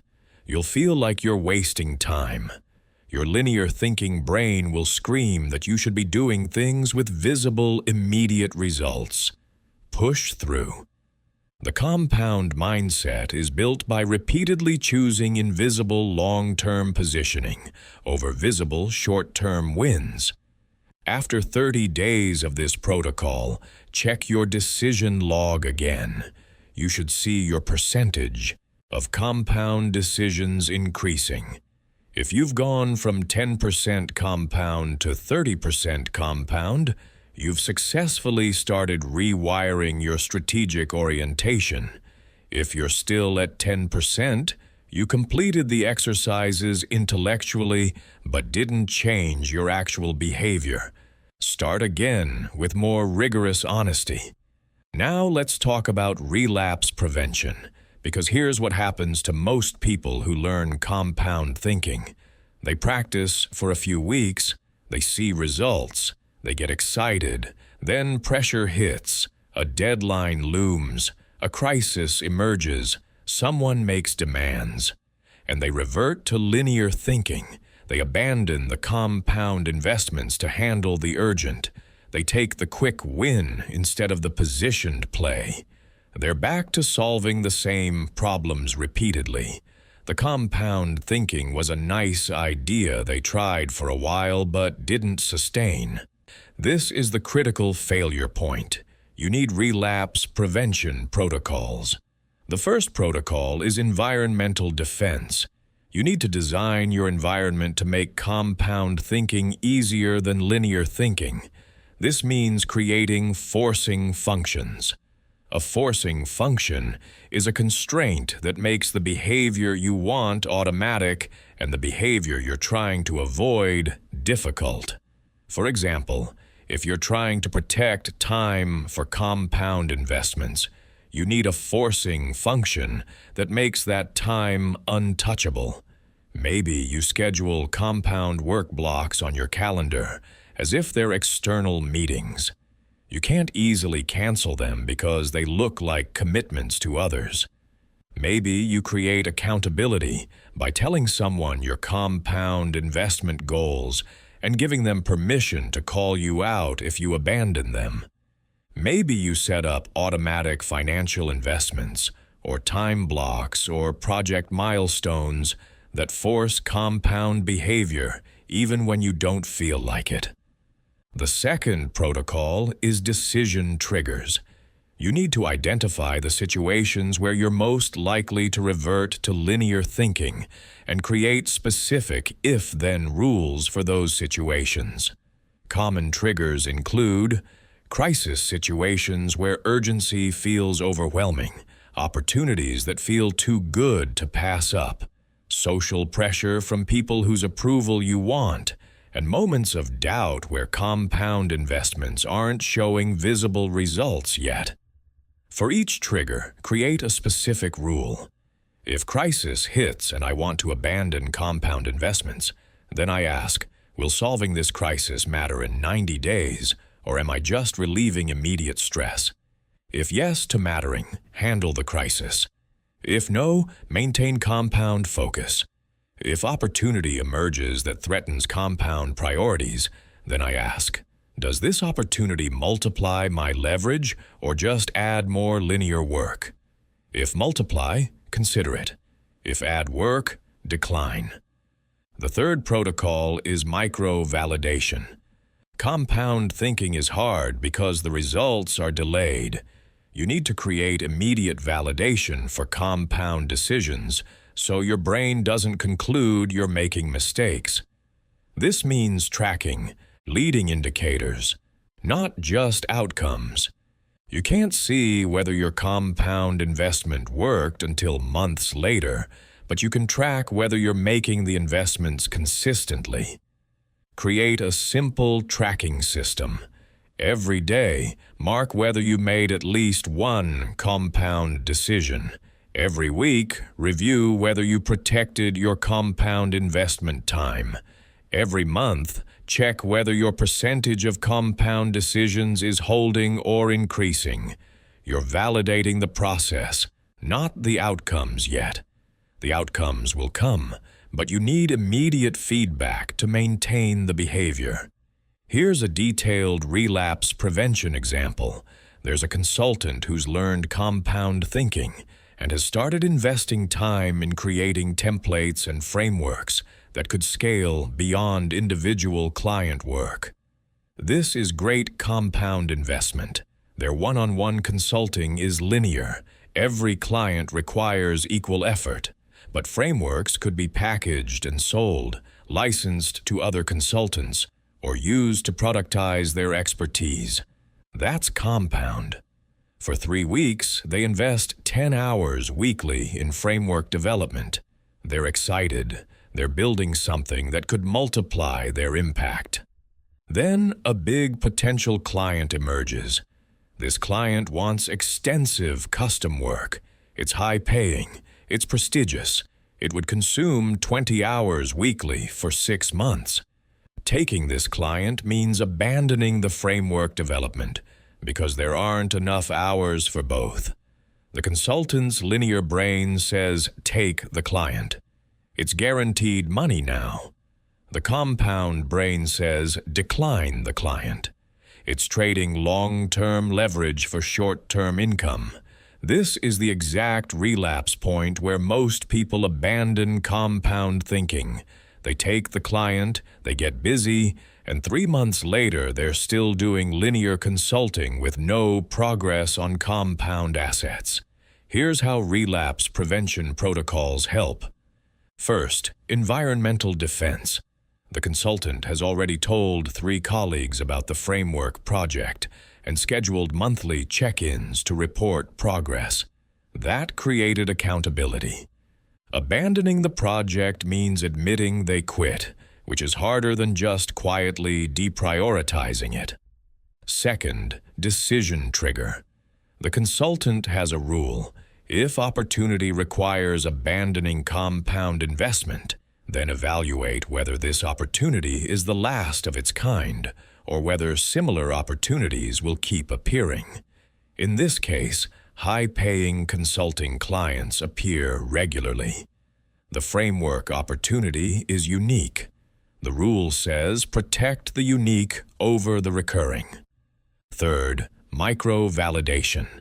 The consultant tracks weekly hours on framework development. Seeing 3 consecutive weeks of 10 hours logged creates momentum. Breaking the streak feels like regression. The tracking creates psychological commitment. With all 3 protocols active, the consultant declines the big client and maintains framework development. 6 months later, the framework is complete. They launch it. In month 1, it generates income equal to 2 consulting clients with 0 ongoing time requirement. By month 6, it's generating income equal to 5 consulting clients. By year 2, the income from the framework exceeds what they'd have made taking the big client, and they still have all their time available. The compound investment paid off massively, but only because relapse prevention protocols kept them on track through the moment of temptation. That's the critical insight. Compound thinking isn't hard because you don't understand it. It's hard because maintaining it requires systems that override your short-term instincts. Let me give you a 7-day micro-challenge that builds relapse resistance. Day 1. Identify your personal relapse trigger. What situation makes you most likely to abandon strategic thinking for urgent action? Write it specifically. Day 2.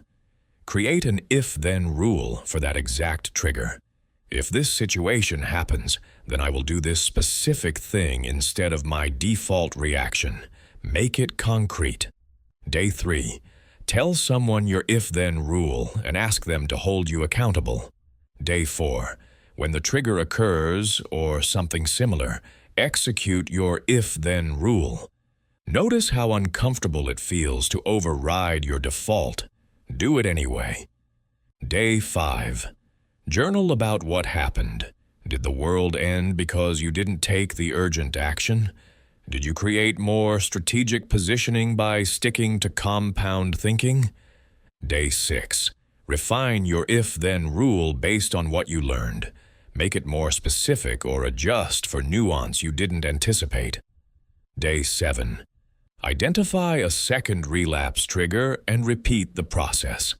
After 7 days, you'll have 2 relapse prevention protocols installed. After 30 days of this practice, cycling through different triggers, you'll have built systematic defenses against the most common ways people abandon strategic thinking under pressure. The ultimate insight about compound thinking is this: it's not about working harder or being smarter. It's about changing your time horizon. Linear thinking optimizes for this week. Compound thinking optimizes for this decade. When you expand your time horizon, different decisions become obvious. The quick win becomes obviously suboptimal. The positioned play becomes obviously correct. But you can only see this if you're actually thinking in longer time frames. Most people claim they think long-term, but their decisions reveal they're optimizing for the next 3 months. Build your time horizon systematically. Make decisions as if you'll be living with the consequences for 5 years, because you will be. The person who thinks in 5-year increments will dominate the person who thinks in 3-month increments every single time. Not because they're more talented, but because they're playing a different game entirely. But here's where we need to address a critical tension that exists in all strategic thinking. There's a difference between being strategic and being sociopathic, between playing the long game and losing your humanity, between dominating situations and destroying relationships that matter. This is the question of adaptive ruthlessness, of developing the judgment to know when mercy strengthens your position and when eliminating threats completely is the only viable path. This is about ethical savagery in practice. Let me be direct about something that makes people uncomfortable. Ruthlessness is not inherently wrong. Ruthlessness means making decisions based on strategic calculation rather than emotional comfort. Sometimes the strategic calculation says that preserving a relationship is worth more than winning a conflict. Sometimes it says that completely eliminating a threat is the only move that doesn't create recurring problems. The savage mindset doesn't default to either mercy or destruction. It calibrates based on which option creates better long-term outcomes. Most people operate at one extreme or the other. They're either reflexively merciful, giving second chances and trying to preserve relationships even when those relationships are toxic or strategically damaging. Or they're reflexively aggressive, treating every conflict as war and every opponent as an enemy to be destroyed. Both approaches are failures of judgment. The right answer depends on context, on what you're trying to build, on whether the person is a temporary obstacle or a permanent threat, on whether your mercy will be seen as strength or weakness. Here's the framework for calibration. Ask 3 questions. First, is this a resource conflict or a values conflict? Resource conflicts can be resolved. There's something both parties want, and creative solutions exist where both can get enough. Values conflicts are different. If someone fundamentally believes your success is their loss, if they operate from scarcity rather than abundance, if their identity is tied to opposing you, then compromise doesn't resolve anything. It just postpones the next conflict. Resource conflicts deserve negotiation. Values conflicts often require elimination. Second question: is mercy strength or vulnerability in this specific context? In some situations, being the person who can afford to be generous demonstrates power. You're showing you're not threatened, that you can give and still be dominant. That's mercy as strength. But in other situations, mercy looks weak. It signals that you don't have the will or capability to protect your position. Your opponents see it as permission to test you again. You have to calibrate based on how your mercy will be interpreted by observers and by the person receiving it. Third question: is this a one-time interaction or a repeated game? Game theory is clear on this. In one-time interactions, ruthlessness often wins. There's no future cost to burning relationships or destroying opponents. But in repeated games, especially ones where reputation matters, ruthlessness has compounding costs. You become known as someone who can't be trusted, who doesn't honor relationships, who destroys rather than builds. That reputation closes doors and creates enemies. The question is whether this specific situation is isolated or part of a longer pattern. Let me show you how this plays out. There's a business leader who has an employee undermining them with the board. This employee is skilled and has relationships the leader would prefer to keep. The natural instinct is either too harsh or too soft.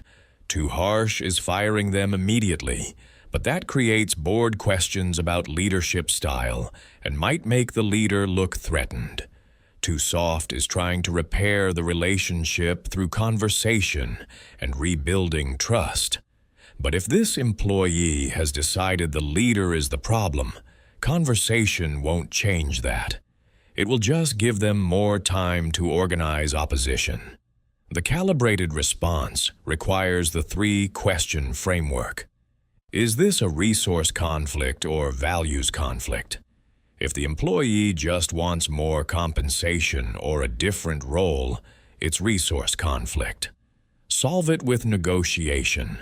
If the employee believes the leader shouldn't be in the role and is ideologically committed to their removal, it's values conflict. That requires elimination. Is mercy strength or vulnerability here? If the leader has strong board support, mercy looks generous. If board support is shaky, mercy looks weak. Is this a one-time or repeated game? If this employee is uniquely positioned to cause damage and others are watching, swift elimination sends a message. If this is one employee in a larger organization, mercy with accountability might preserve culture while still addressing the problem.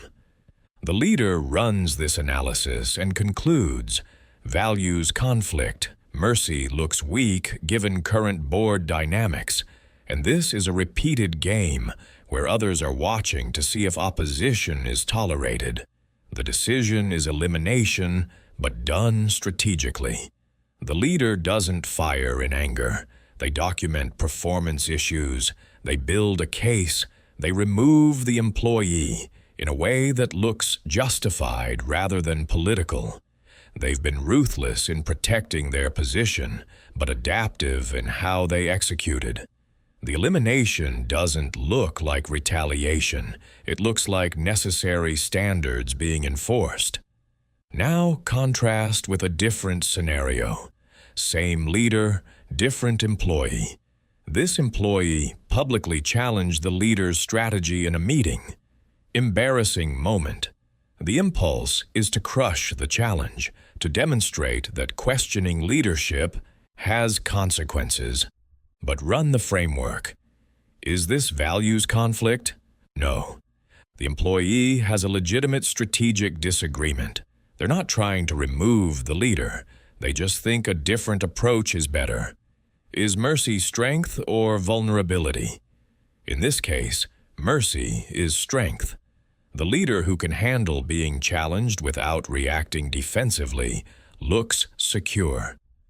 Is this repeated game? Yes. And how this is handled affects whether others feel safe disagreeing versus staying silent and letting bad decisions proceed. The calibrated response is to engage the disagreement seriously, demonstrate why the strategy makes sense, and thank the employee for raising concerns even if the decision stands. The leader looks open to input, confident enough to handle challenges, and strategic rather than reactive. That's adaptive ruthlessness. The situation called for mercy, and mercy demonstrated strength. You can develop this calibration by listing 3 times mercy built long-term strength and 3 times mercy created recurring problems. Be honest. Look at past situations where you gave someone another chance or tried to preserve a relationship when conflict emerged. What happened long-term? Did the mercy pay dividends in loyalty, reputation, or relationship value? Or did it lead to the same problem recurring, maybe worse, because your opponent now knew you wouldn't follow through on consequences? Both patterns exist. The question is learning to distinguish between them in advance. Then develop decision criteria. Write out your personal framework for when elimination is required versus when mercy is strategic. This shouldn't be rigid rules. It's a set of diagnostic questions that force you to think through consequences rather than reacting emotionally. Your framework might look different than mine, and that's fine. What matters is having a framework rather than making these high-stakes decisions based on anger or guilt. Your checkpoint is whether you ended a threat completely instead of wounding it. If you can point to a situation this week where you recognized someone as a structural problem and you removed them fully rather than creating a wounded enemy, you're practicing adaptive ruthlessness. Conversely, if you can point to a situation where your mercy demonstrated strength and improved your position, that's also adaptive ruthlessness. The error is defaulting to one approach regardless of context. The savage mindset calibrates based on what the specific situation requires. Now let me give you a framework for making these calibration decisions with more precision, because the 3-question framework I gave you is a starting point, but real situations are more complex.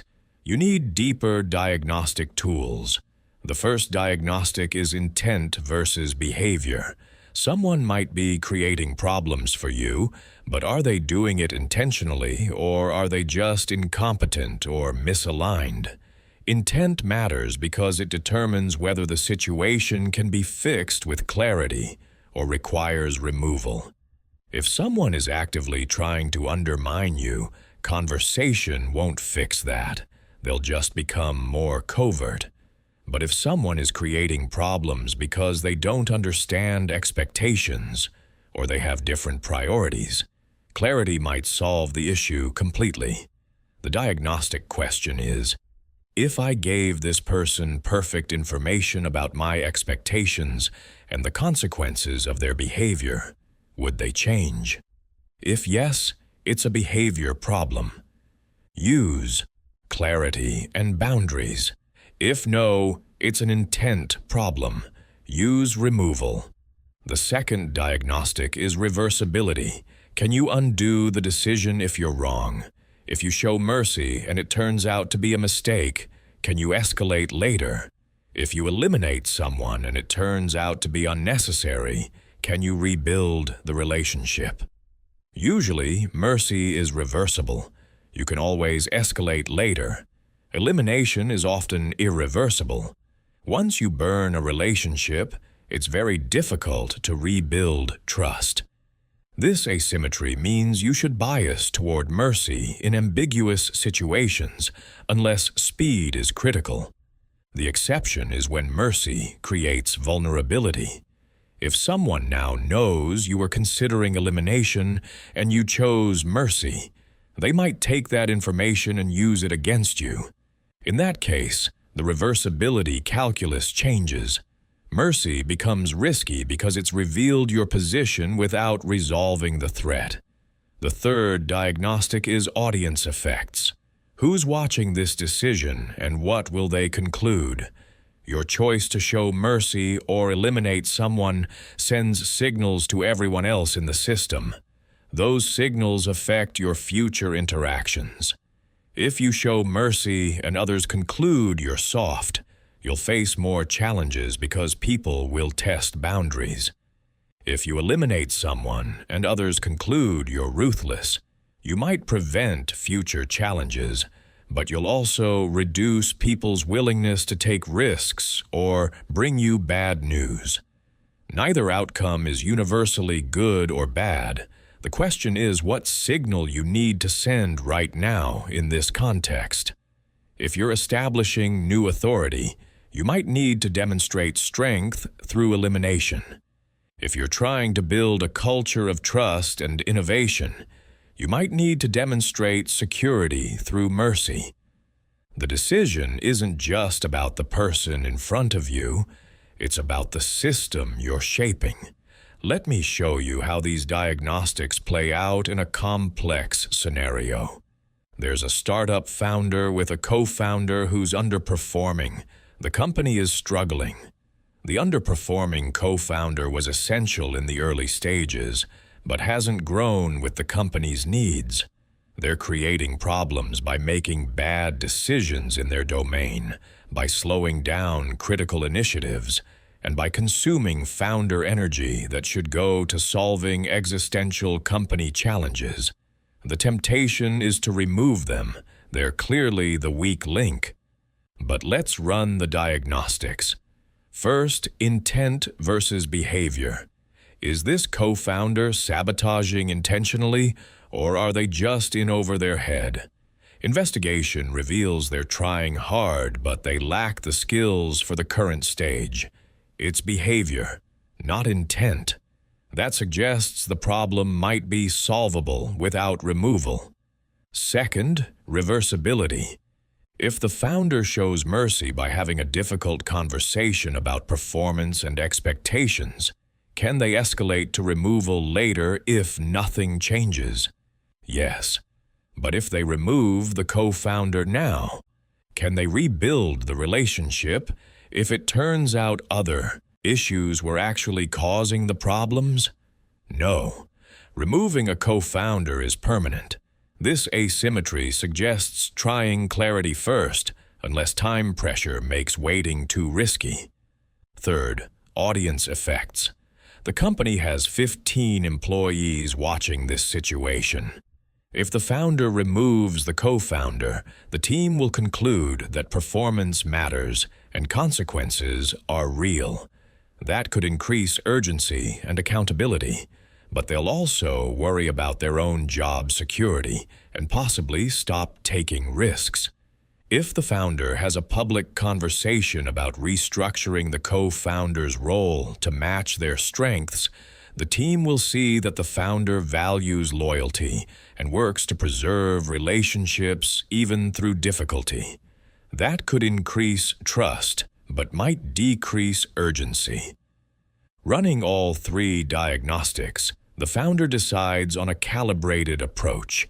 They have a private, direct conversation with the co-founder, acknowledging the gap between current skills and company needs.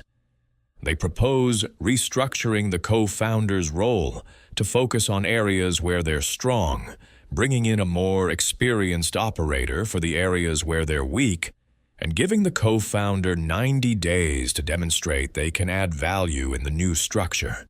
This is mercy, but it's strategic mercy. It addresses the behavior problem with clarity. It's reversible if the co-founder doesn't rise to the challenge, and it sends a signal to the team that the founder is thoughtful and fair while still maintaining standards. The co-founder has a clear path to succeed or fail based on performance, not politics. 90 days later, the situation has resolved one of three ways. Best case, the co-founder rises to the challenge in their restructured role and becomes valuable again. The mercy paid off. They're a loyalist who knows the founder gave them a chance when removal would have been easier. Medium case, the co-founder realizes they're not suited for startup life and voluntarily steps back to an advisory role or leaves amicably. The mercy created a graceful exit instead of a bitter divorce. Worst case, the co-founder doesn't perform in the new role and has to be removed anyway. But now the removal is clearly justified. The founder gave them a fair chance with clear expectations. No one can claim it was political or premature. Even in the worst case, the mercy served a strategic purpose. Now contrast this with a different scenario where the diagnostics lead to elimination. Same founder, different problem. There's an early employee who's actively undermining the founder's authority. They're making negative comments about leadership decisions to other employees. They're subtly encouraging people not to take certain initiatives seriously. They're positioning themselves as the real voice of reason, while the founder is out of touch. Run the diagnostics. First, intent versus behavior. This is clearly intentional. The employee is choosing to undermine, not accidentally creating problems. Would perfect clarity change their behavior? Unlikely. They know what they're doing. Second, reversibility. If the founder shows mercy through conversation, does that fix the problem or just teach the employee to be more covert? Almost certainly the second. The employee will continue undermining, but more carefully. Can the founder remove them and undo it if they're wrong? It's irreversible, but the evidence is strong enough that being wrong is unlikely. Third, audience effects.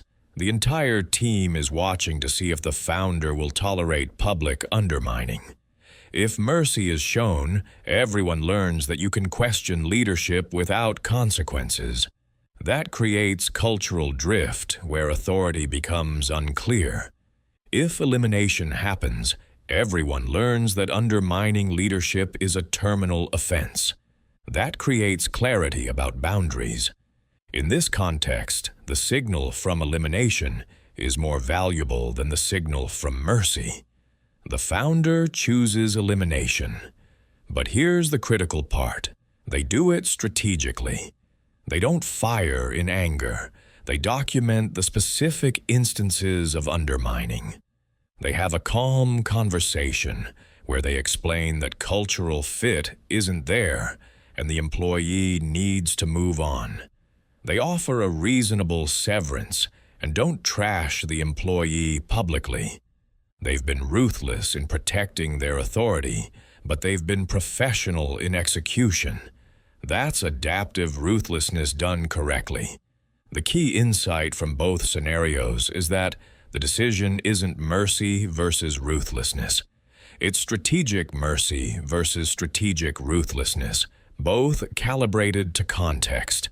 You're not choosing based on how you feel or based on your default personality. You're choosing based on what the specific situation requires to produce the outcome you need. Sometimes that's mercy. Sometimes that's elimination. The savage mindset has access to both tools and the judgment to know which one to use when. Here's a practice protocol to develop this calibration skill. Week 1 is called pattern recognition. For the next 7 days, observe every conflict situation you encounter or hear about. Not just your conflicts. Watch how others handle difficult people situations. Notice who shows mercy and who eliminates threats. For each situation, document what happened and what the outcome was. Did mercy work? Did elimination work? Start building a mental database of which approaches work in which contexts. By day 7, you should have 10 to 15 examples across different domains. Week 2 is called Diagnostic Practice. Take each of the examples you collected and run them through the 3-question framework, plus the 3 advanced diagnostics I just gave you: intent versus behavior, reversibility, audience effects.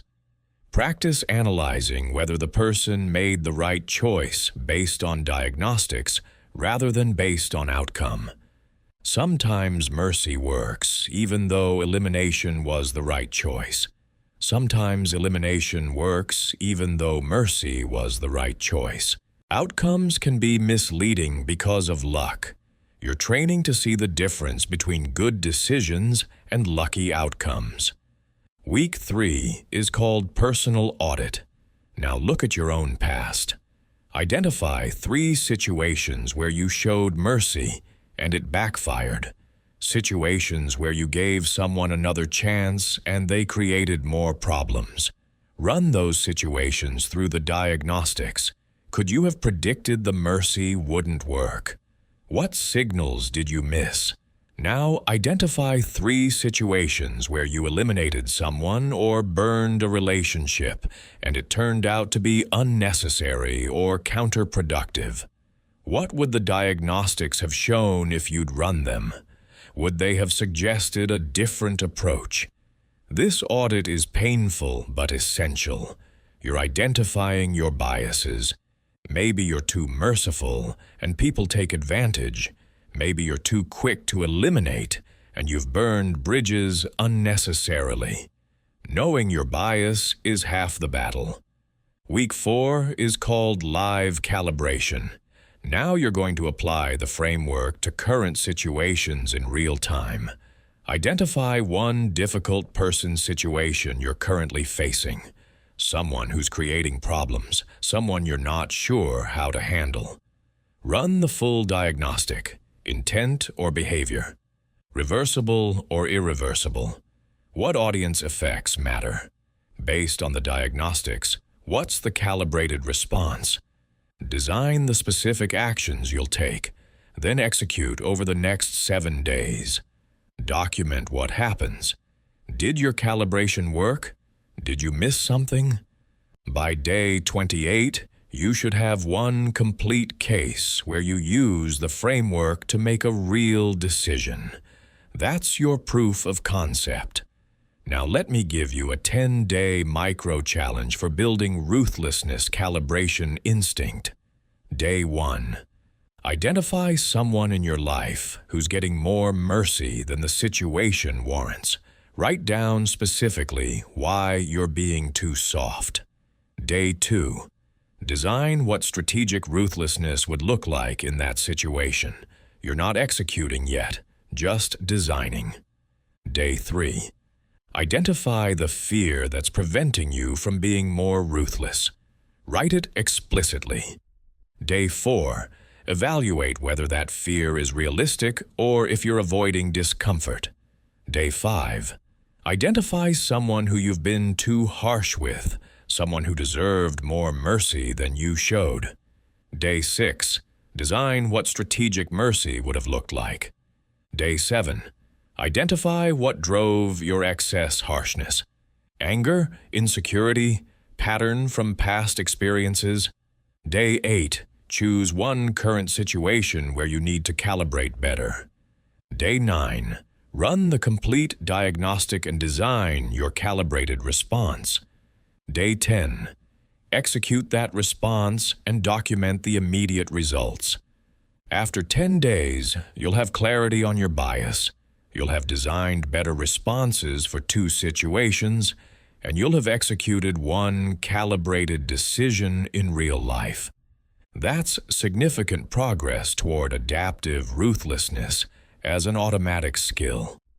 The ultimate goal is developing the wisdom to know when mercy is strength and when mercy is weakness, when elimination is necessary and when elimination is excessive.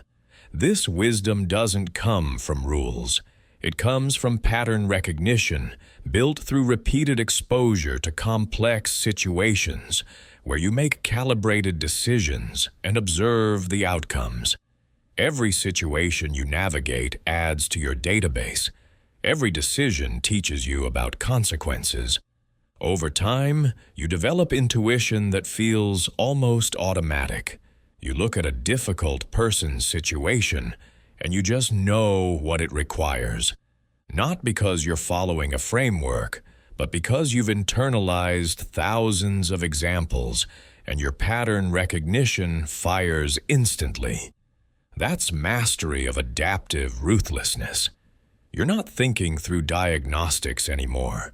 You're just seeing the right response clearly. But you only get there by thinking through diagnostics hundreds of times first. The conscious competence becomes unconscious competence through practice, volume, and quality.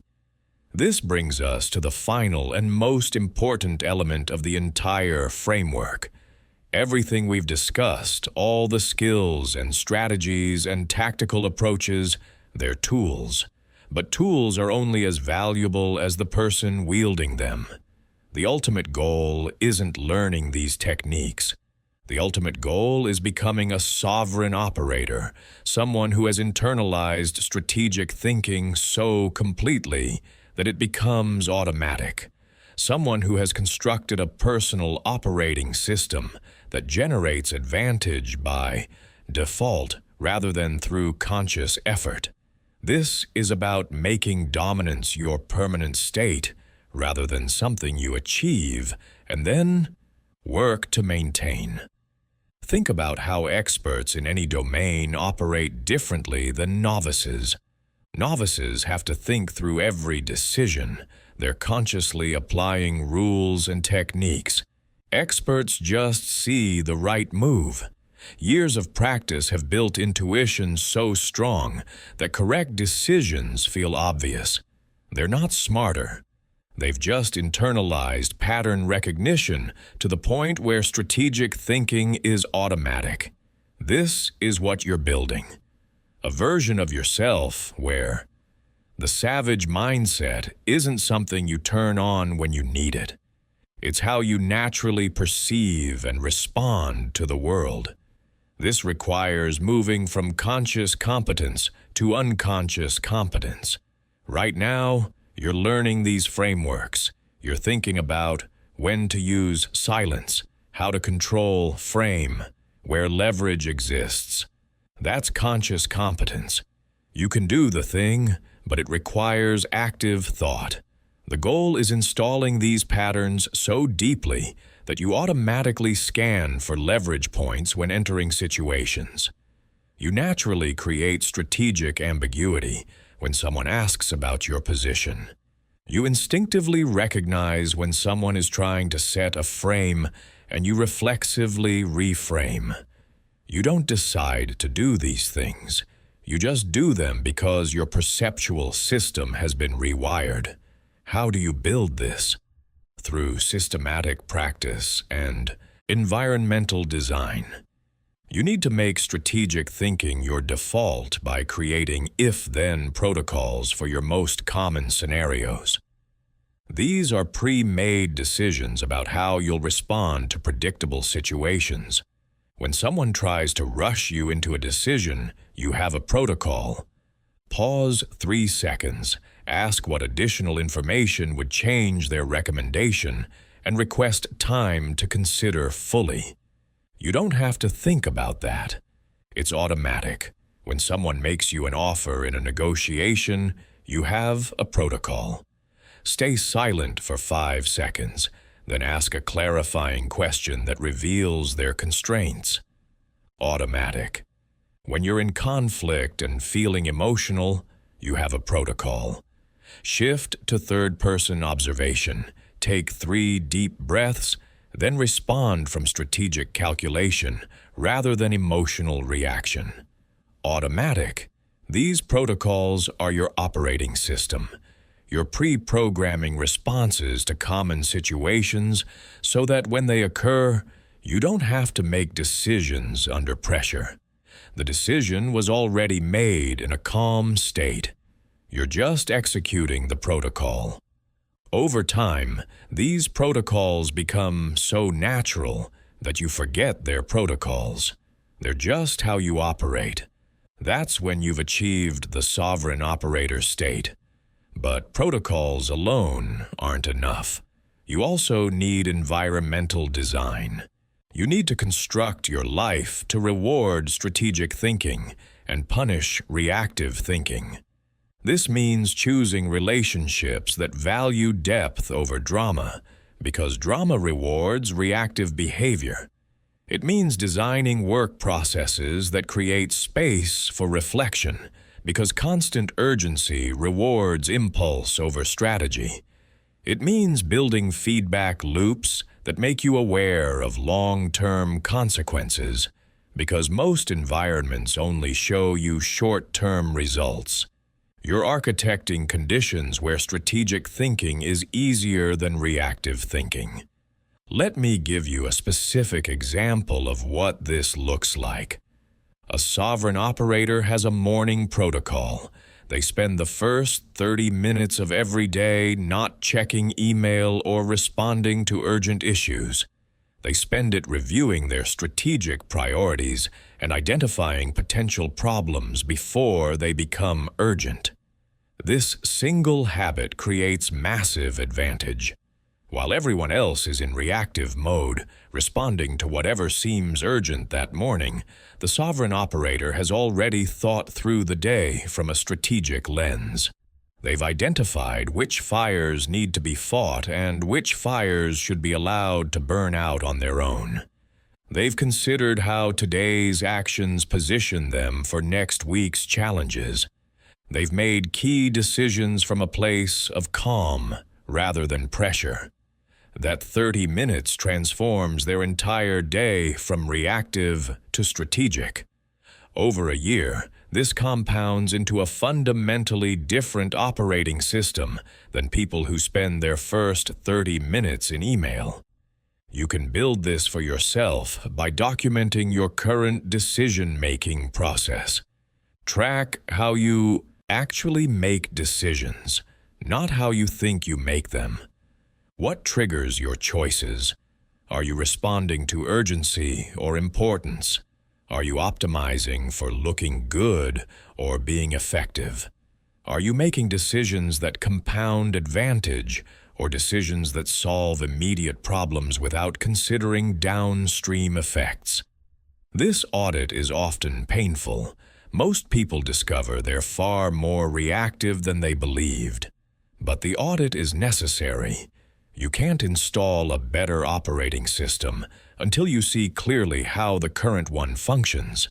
Then identify where you default to strategic thinking versus reaction. These are your natural strengths. Maybe you're already strategic about relationships, but reactive about career choices. Maybe you're strategic about money, but reactive about time. Maybe you're strategic about big decisions, but reactive about small ones. Identify the pattern. Your goal is to expand the domains where strategic thinking is automatic while creating safety nets for domains where reaction is still your default. Finally, create if-then protocols for your 10 most common scenarios. What situations do you face repeatedly? Difficult conversations with specific people, project decisions under uncertainty, allocation of time between competing priorities, conflict with colleagues or family members, temptations to make short-term choices that hurt long-term positioning. For each scenario, design the protocol you want to be automatic. Write it out explicitly. If this situation happens, then I do this specific thing. The specificity matters. General intentions don't change behavior. Concrete protocols do. Then practice those protocols deliberately until they become automatic. This is the hard part. You need to catch yourself in the old reactive pattern and consciously override it with the new protocol. This will feel forced at first. You'll forget to use the protocol. You'll remember after the situation has already passed. That's normal. You're rewriting deep patterns. It takes time.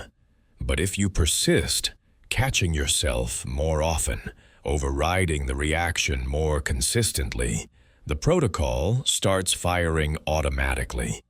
Eventually, you don't have to think about it. The situation triggers the response. You've successfully installed a piece of your new operating system. Your final checkpoint is whether you handled a crisis automatically without mental effort.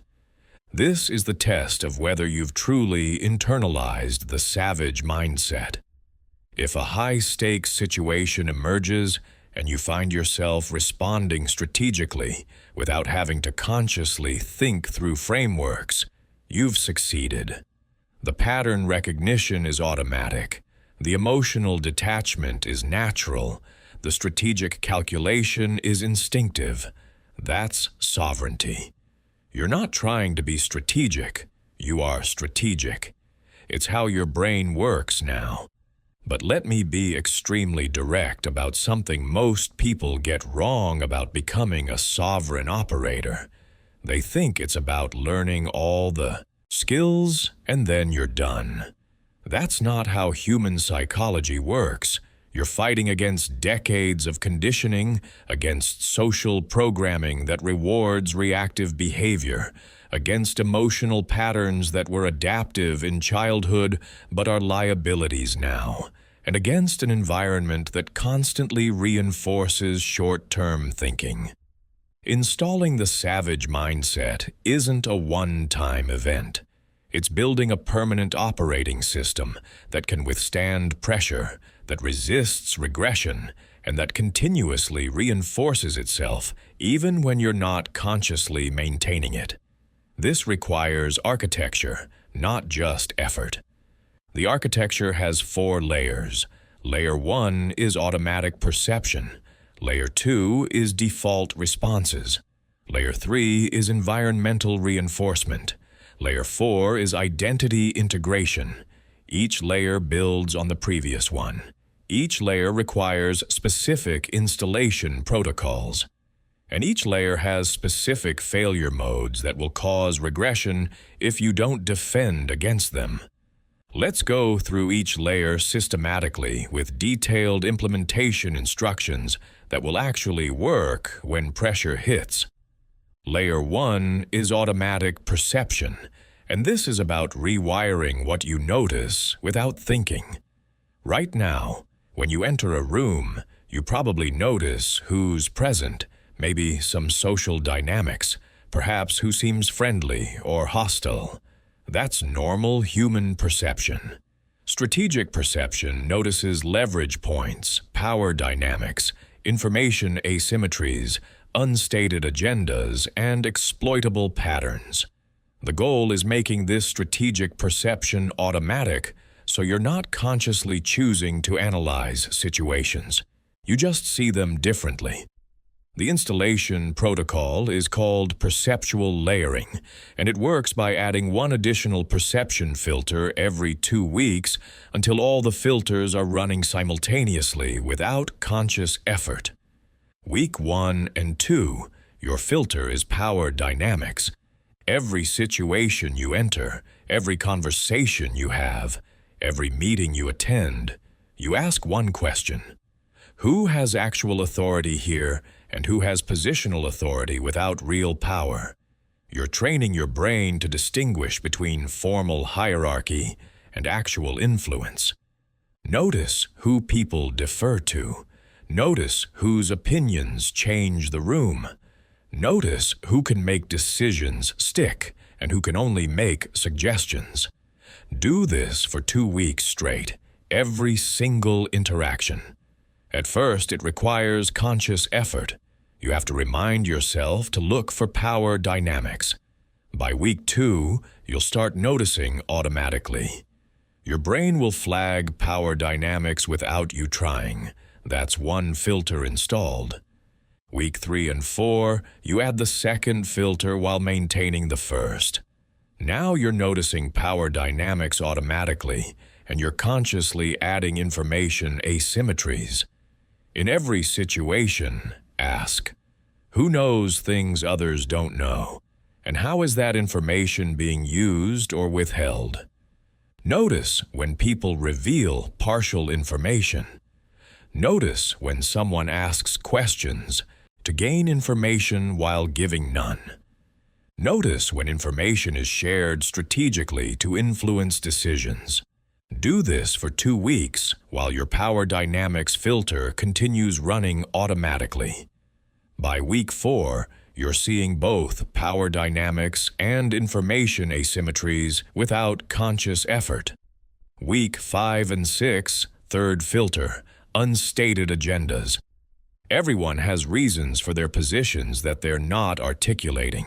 Your job is figuring out what people actually want versus what they're claiming to want. Notice when stated reasons don't fully explain behavior. Notice when people's actions contradict their words. Notice what people protect and what they're willing to sacrifice. 2 more weeks of conscious practice. Week 7 and 8, fourth filter, leverage points. In every situation, identify what could be controlled to disproportionately influence outcomes. What are the choke points? What are the dependencies? What are the critical path items? Where is power actually exercisable versus theoretical? By week 8, you have 4 filters running automatically. When you enter a situation, you immediately see power dynamics, information asymmetries, unstated agendas, and leverage points. This isn't conscious analysis anymore. It's automatic perception. The world looks different. You see opportunities and threats that are invisible to others. This is the foundation of sovereign operation. But perception alone isn't enough. You need default responses that match your strategic perception. Layer 2 is default responses, and this is about installing if-then protocols so deeply that they fire automatically under pressure. Most people's default responses are emotional and reactive.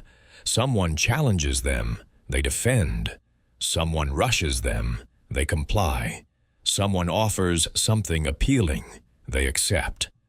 These defaults were programmed by social conditioning and emotional patterns, and they systematically undermine strategic positioning. You need to overwrite these defaults with strategic protocols. The installation process is called response stacking, and it works by identifying your 10 most common high-stakes situations and pre-programming your response to each. Start by documenting your 10 most frequent strategic situations. These might include receiving criticism publicly, being pressured to make quick decisions, having your authority challenged, being presented with seemingly urgent opportunities, receiving low-ball offers in negotiations, dealing with emotional manipulation, facing unexpected competition, being asked to commit resources without full information, navigating office politics, and handling people who are undermining you covertly. Your list will be specific to your domain. What matters is identifying the repeated patterns where you need strategic responses rather than reactive ones. For each situation, design your ideal strategic response. This isn't how you currently respond. It's how you want to respond. Use the frameworks from this audiobook. What does the savage mindset do when criticized publicly? It stays calm, acknowledges the criticism without defensiveness, and either addresses it substantively if valid or reframes the conversation if it's political. Write the exact words and actions. What does the savage mindset do when pressured for quick decisions? It creates space. It says something like, "I need to consider this properly. Let me review overnight and give you a response tomorrow morning." What does the savage mindset do when authority is challenged? It depends on diagnostics, but typically it either engages the challenge seriously, if it's substantive, or makes the challenge costly, if it's political. Write the specific protocol for your context. Now here's the critical part. You need to practice these protocols until they're automatic. This isn't about reading them and hoping you'll remember. This is about drilling them until they become reflexive. The technique is mental rehearsal combined with real-world implementation. Every morning for 30 days, spend 5 minutes mentally rehearsing your protocols. Visualize yourself in each situation. See it vividly. Feel the pressure. Then see yourself executing the protocol perfectly. The calm response to criticism. The pause before the rushed decision. The strategic handling of the authority challenge. Make it vivid. Your brain can't distinguish between vivid imagination and real experience. You're building neural pathways. Then in real life, when these situations occur, you consciously execute the protocol even if it feels unnatural. You're overriding your default response through force of will. The first few times, this requires significant effort. You'll want to revert to your default. You'll feel the pull of old patterns. Execute the protocol anyway. After 5 to 10 repetitions, something shifts. The protocol starts feeling more natural. After 20 repetitions, it starts firing automatically. After 50 repetitions, it's your new default. You no longer have to think about how to respond to public criticism or pressure for quick decisions. Your installed protocol fires automatically. That's layer 2 complete. But even with automatic perception and default responses installed, you're vulnerable to regression if your environment rewards reactive behavior. This is where most people fail. They build strategic capabilities and then operate in environments that punish strategic thinking and reward short-term reactions. The environment slowly erodes the operating system until they're back to old patterns. You need layer 3, environmental reinforcement. Environmental reinforcement means designing your life to make strategic thinking easier than reactive thinking. This has 3 components: feedback loops, accountability structures, and reward systems. Feedback loops are mechanisms that make you aware of when you're operating strategically versus reactively. Without feedback, you slip into reactive mode without noticing. A simple feedback loop is a daily strategic review. Every evening, spend 5 minutes reviewing your day. Identify one situation where you responded strategically. Identify one situation where you responded reactively. Write both down. This creates awareness. After 30 days, you'll have clear data on your patterns.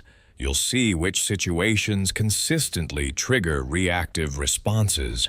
Those are the areas that need stronger protocols. A more sophisticated feedback loop is peer observation. Find someone who's also working on strategic development and create mutual accountability.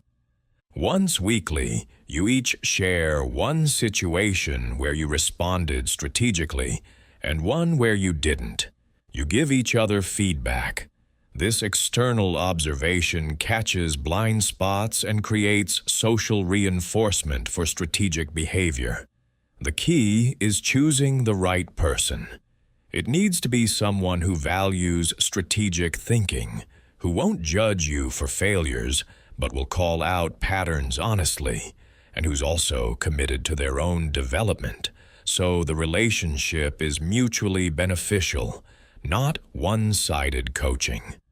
Accountability structures are commitments that make strategic behavior more likely. These are forcing functions. Maybe you publicly commit to a long-term project that requires sustained strategic focus. The public commitment makes it harder to abandon when short-term pressures emerge.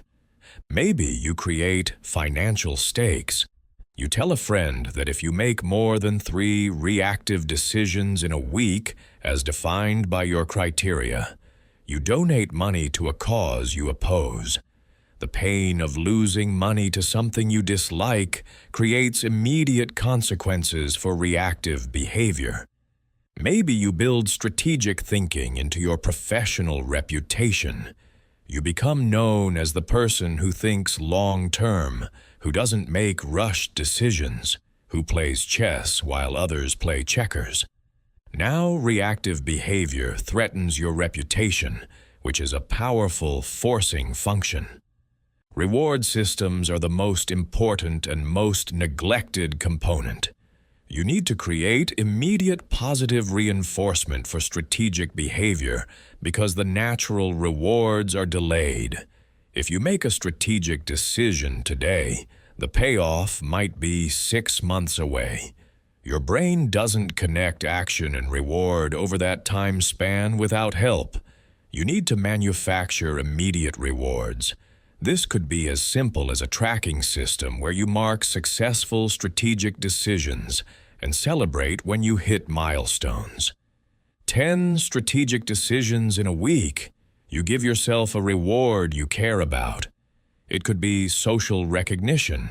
You share your strategic wins with people whose opinion you value. The praise and acknowledgement become immediate reinforcement, even though the outcome is still pending.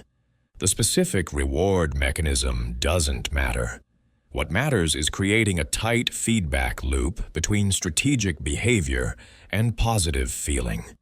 So your brain learns that strategic thinking feels good immediately, not just eventually. Here's what environmental reinforcement looks like in practice. There's a product manager who's installed strategic perception and default responses. They see leverage points automatically. They pause before making decisions under pressure. But their work environment is chaotic. Their boss is reactive and rewards people who solve fires quickly. Their peers compete by appearing responsive and accommodating to any request. The culture rewards short-term heroics over long-term positioning. Within 2 months of being back in this environment, the product manager's strategic capabilities start eroding. They're making rushed decisions again. They're saying yes to requests they should decline. They're optimizing for looking good this week instead of positioning for next quarter. The environment is stronger than their individual discipline. The product manager recognizes the regression and implements environmental reinforcement. For feedback loops, they set a daily phone alarm that triggers strategic review. Every day at lunch, the alarm goes off. They take 5 minutes to assess the morning. Did they respond strategically to the requests and pressures, or did they revert to reactive mode? They track this in a simple spreadsheet. After 2 weeks, they can see that mornings are consistently reactive, while afternoons are more strategic. That's actionable data. They need stronger protocols for morning decisions. For accountability, they find another product manager at a different company who's also trying to be more strategic. They schedule 30-minute weekly calls where they share their strategic wins and reactive failures. The peer gives feedback. The social expectation of having something strategic to share motivates better behavior during the week. For rewards, the product manager creates a point system. Every time they make a strategic decision that goes against the cultural norm of immediate responsiveness, they give themselves a point. 10 points earns a reward they value. Maybe it's a nice dinner. Maybe it's buying a book they want. Maybe it's taking an afternoon off for an activity they enjoy. The specific reward doesn't matter. What matters is they've created immediate positive reinforcement for strategic behavior in an environment that naturally punishes it. With all three components active, the regression stops. The product manager maintains strategic operation despite environmental pressure. Over 6 months, something interesting happens. The strategic decisions compound. The long-term positioning pays off. They start delivering better results than the reactive peers. The boss notices. The environment starts shifting slightly to accommodate and eventually reward the strategic approach. But that only happened because environmental reinforcement kept the product manager operating strategically long enough for the results to accumulate. The fourth and final layer is identity integration, and this is about making strategic thinking part of who you are rather than something you do. There's a massive psychological difference between I am learning to be strategic and I am a strategic operator. The second is identity. The first is aspiration. When behavior is aspirational, it's fragile. You do it when you remember, when you have energy, when circumstances are favorable. When behavior is identity, it's stable. You do it because it's who you are. Strategic thinking stops being something you practice and becomes how you see yourself.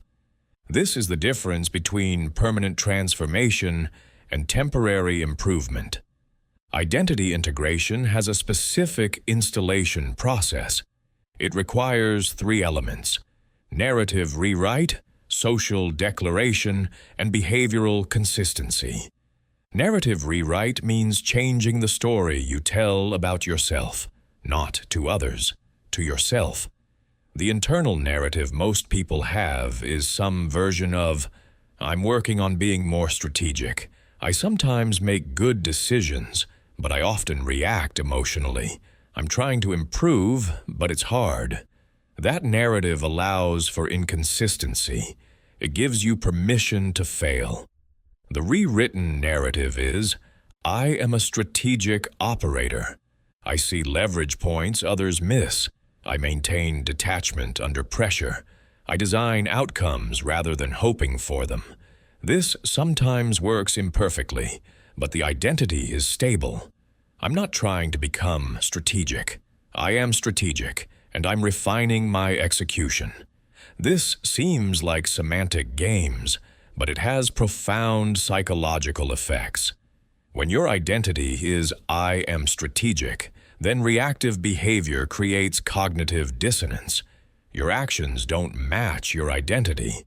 That dissonance is uncomfortable. Your brain resolves it by aligning behavior to identity. You catch yourself reverting to reactive patterns, and you correct because the reactive behavior doesn't fit who you are.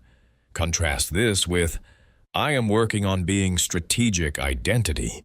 Reactive behavior doesn't create dissonance. It fits the narrative. You're still working on it. The failure is expected. There's no psychological pressure to change. The identity drives behavior consistency in ways that aspiration never can. Social declaration means making your strategic identity known to others. This is scary because it creates accountability and exposes you to judgment. But that's exactly why it works. When you tell people, I am a strategic operator, I think long-term, and I don't make rushed decisions, you've created social pressure to behave consistently with that declaration. If you then make reactive rushed decisions, people will notice the gap. That social cost makes identity-consistent behavior more likely. You're using external accountability to reinforce internal identity. The declaration doesn't need to be grandiose. It can be subtle. In conversations about how you operate, You mentioned that you've found thinking strategically and taking time to decide produces better outcomes. So that's your approach now. You're not bragging. You're stating operational reality. But you've declared it, and now you have to live it. Behavioral consistency is the final element, and it's about removing exceptions. Most people sabotage identity integration by making exceptions.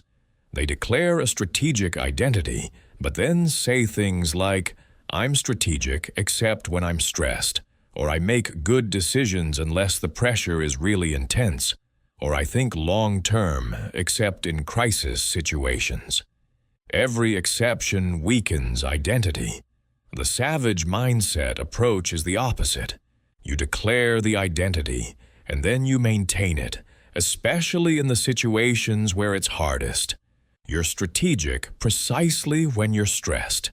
You make good decisions specifically when pressure is intense.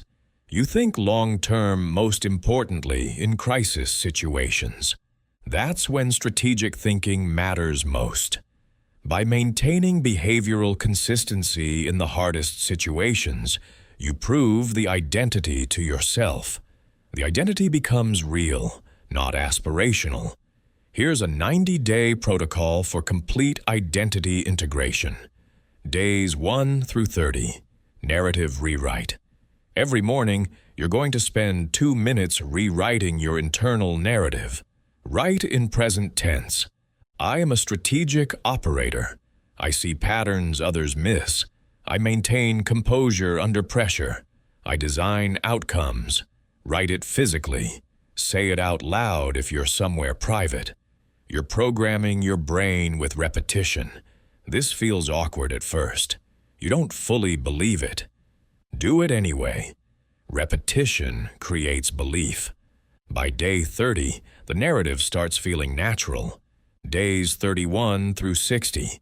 Social declaration. You're going to tell 5 people about your strategic approach. These should be people whose opinions you care about and who you interact with regularly. In natural conversation, you mentioned that you've been focusing on thinking more strategically, on not making rushed decisions, on seeing second-order effects. You're declaring the identity. Their awareness creates accountability. Days 61 through 90, behavioral consistency testing. Now you actively seek out the hardest situations and maintain strategic behavior in those situations specifically. When pressure hits, that's when you most rigorously apply your protocols. When stress peaks, that's when you most deliberately pause before deciding. When crisis emerges, that's when you most clearly think in multiple phases. You're proving the identity through consistency in adversity. By day 90, if you've executed all 4 layers properly, you've installed the sovereign operator system. Your perception is automatic. Your responses are default. Your environment reinforces strategic behavior. Your identity is integrated. You are a strategic operator, not someone trying to be one. This is permanent transformation. But even with proper installation, you need maintenance protocols, because life continuously generates pressure that can erode any system. The maintenance protocol is called monthly calibration, and it's designed to catch drift before it becomes regression. On the first day of every month, you're going to spend 30 minutes running a strategic audit. The audit has 5 sections. Section 1. Perception check. Review the last month. Identify 3 situations where you saw leverage points, power dynamics, or strategic opportunities that others missed. If you can easily identify 3, your automatic perception is intact. If you struggle to find 3, your perception is drifting back to normal. You need to reinstall the perceptual filters using the week-by-week protocol. Section 2. Response audit. Identify 3 situations where you responded strategically under pressure.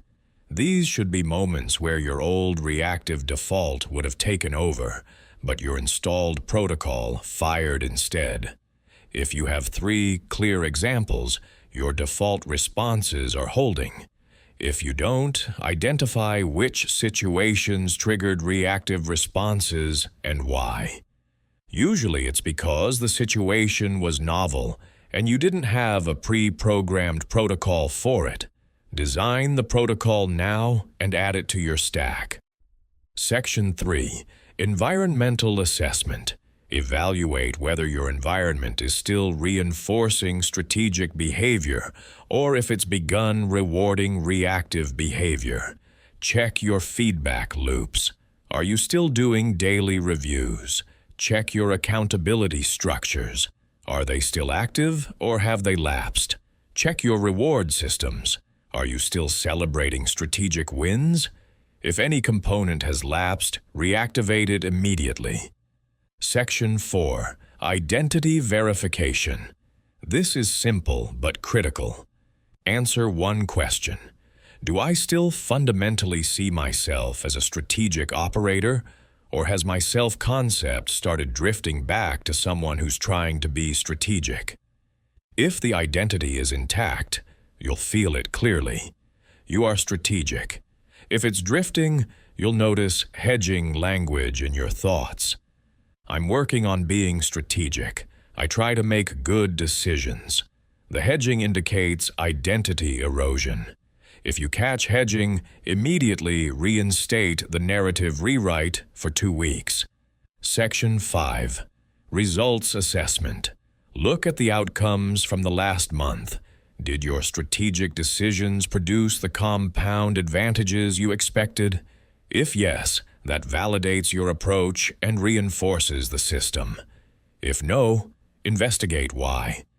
Were the decisions truly strategic, or did you think they were strategic but actually weren't? Was the time horizon wrong? Did you misjudge the leverage points? This isn't about beating yourself up. It's about calibrating your strategic judgment. You learn as much from strategic decisions that didn't work as from ones that did. This monthly calibration takes 30 minutes, but it's the difference between maintaining sovereignty and slowly drifting back to reactive operation. Most people skip it because they think installation is enough. It's not. You're operating in an environment that constantly pressures you toward short-term thinking, emotional reaction, and social conformity. Without active maintenance, those pressures will slowly erode even properly installed systems.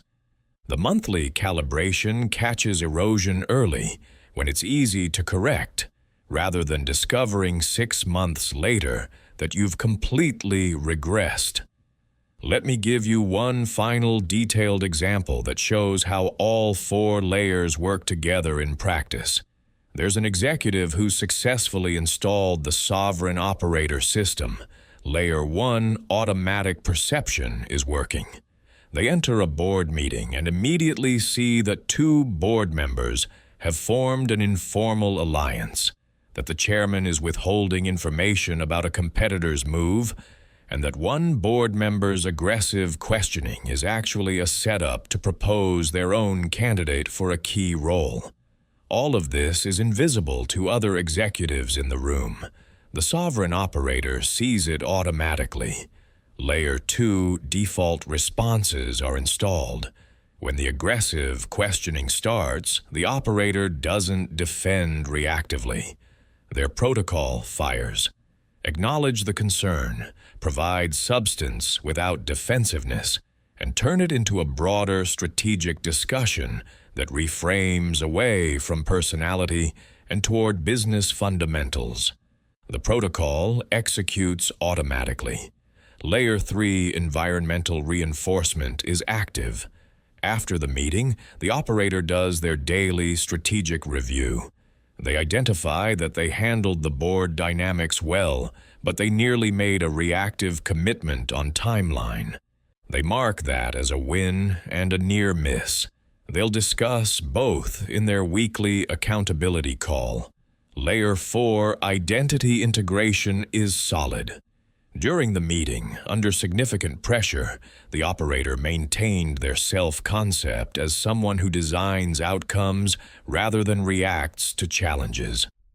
When they felt defensive anger rising, they observed it, recognized it didn't fit their identity, and chose the strategic response instead. All 4 layers functioned in concert. The result was a board meeting where the operator maintained authority, neutralized a political play, and advanced their agenda. An executive without the sovereign operator system would have been blindsided by the alliance, defensive about the questioning, and probably would have made commitments they'd regret. The difference isn't talent or intelligence, it's operating system. This is what sovereignty looks like. It's not about being perfect. The operator identified a near miss, a moment where they almost reverted to reactive behavior. Sovereignty is about catching those moments, about having systems that course correct quickly, about maintaining strategic operation even under pressure. It's a continuous process, not a destination. But once installed and maintained, it becomes your default. Strategic dominance isn't something you achieve and then lose. It's something you are, something you maintain, something that defines how you see and operate in the world. That's the ultimate transformation this audiobook exists to create. This is the transformation we've been building toward through this entire framework. You started as someone who responds to the game. You've learned to see leverage, to use silence, to control frames, to fight asymmetrically, to maintain detachment under pressure, to build strategic relationships, to retreat tactically, to manage information, to identify pressure points, to think in compound terms, to calibrate ruthlessness appropriately, and now to install all of this as your default operating system. You're no longer learning strategic dominance. You are strategically dominant. The savage mindset isn't something you have. It's something you are. Let me crystallize what this means in practice. Close your eyes for a moment. I want you to visualize a specific scenario. You're walking into your next high-stakes situation.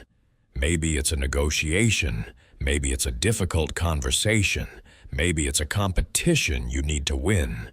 As you enter the space, notice what you see now that you didn't see before. You're automatically scanning for leverage points. Who's positioned where? What dependencies exist? What information is being withheld? You're not trying to see these things, you just see them. Someone speaks to you, making a claim or a request. You notice your impulse to respond immediately, and you pause. 3 seconds. In that pause, you're calculating whether your response serves your strategy or theirs. You choose not to answer directly. You respond with a question that shifts the frame. Watch how the dynamic changes. You've taken control of the conversation without anyone realizing it happened. The entire interaction unfolds inside your architecture now. You're not fighting their game, they're playing yours. And at the end, you walk away with the outcome you designed, while they believe they made independent choices. Open your eyes. That visualization wasn't fantasy. That's your new normal. That's who you're becoming. Now we need to talk about something critical that will determine whether everything you've learned becomes transformation or just interesting information you forget in 2 weeks. Implementation. Most people consume content like this. They feel inspired. They take some notes. Maybe they try 1 or 2 techniques, and then they slide back into old patterns within days. The inspiration fades. The pressure of daily life takes over. The familiar behaviors reassert themselves. 6 months later, they've retained almost nothing and changed even less. This is the default outcome for most people who engage with strategic development content. You need to understand why this happens and how to prevent it. The failure happens because people treat strategic development like information acquisition rather than skill installation. They think if they understand the concepts, they'll naturally apply them. This is completely wrong. Understanding and application are different capabilities. You can understand everything in this audiobook perfectly and still operate reactively if you don't do the work of installation. The work isn't listening. The work isn't note-taking. The work is systematic practice of specific skills until they become automatic. The work is building environmental structures that maintain new behaviors under pressure. The work is identity integration that makes strategic operation who you are rather than what you do sometimes. Without this work, nothing changes permanently. So here's exactly how you prevent the failure mode and ensure transformation. You're going to use a protocol called 90-day installation, and it's structured to install one complete layer of the sovereign operator system every 3 weeks, with the final 30 days dedicated to integration and stress testing. This is not casual practice. This is rigorous, systematic development. If you commit to 90 days of proper execution, you will be fundamentally different at the end. If you do it halfway, you'll get temporary improvement that fades. The choice is yours, but understand the stakes. This is the difference between inspiration that dissipates and transformation that compounds. Week 1 through 3. Install automatic strategic perception. Your singular focus for 3 weeks is rewiring what you notice. Every morning, you review which perception filter is active this week. Week 1 is power dynamics. Every interaction, you identify who has real authority versus positional authority. You journal 3 examples daily. Week 2 is information asymmetries while maintaining power dynamics awareness. Who knows what others don't? How is information being used strategically? 3 examples daily. Week 3 is leverage points while maintaining both previous filters. What could be controlled to disproportionately affect outcomes? 3 examples daily. By day 21, you should be seeing all 3 automatically. Test this by entering a new situation and noticing what you see immediately without conscious effort. If you see power dynamics, information flow, and leverage points automatically, you've installed strategic perception. Week 4 through 6. Install default strategic responses. You've identified your 10 highest stakes recurring situations in Week 3. Now you install protocols for each. Week 4, you focus on 3 protocols. Week 5, you add 4 more. Week 6, you add the final 3 while maintaining the first 7. For each protocol, you do mental rehearsal daily, and you execute in real life whenever the situation occurs. You track executions. Your goal is 5 successful executions per protocol by the end of Week 6. At that point, the protocol is installed. It will fire automatically under pressure.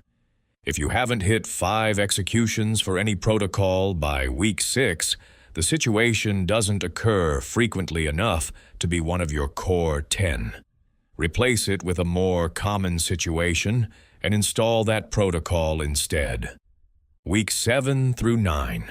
Build environmental reinforcement. Week 7. You design and activate your feedback loops. Daily strategic review becomes non-negotiable. You also identify your accountability partner and schedule weekly sessions. Week 8, you install your forcing functions. What commitments or structures will make strategic behavior more likely than reactive behavior? Create at least 2 forcing functions that activate this week. Week 9, you design and implement your reward systems. What immediate reinforcement will you create for strategic decisions? Activate the reward system and test it by tracking 5 strategic decisions and ensuring each receives immediate positive reinforcement.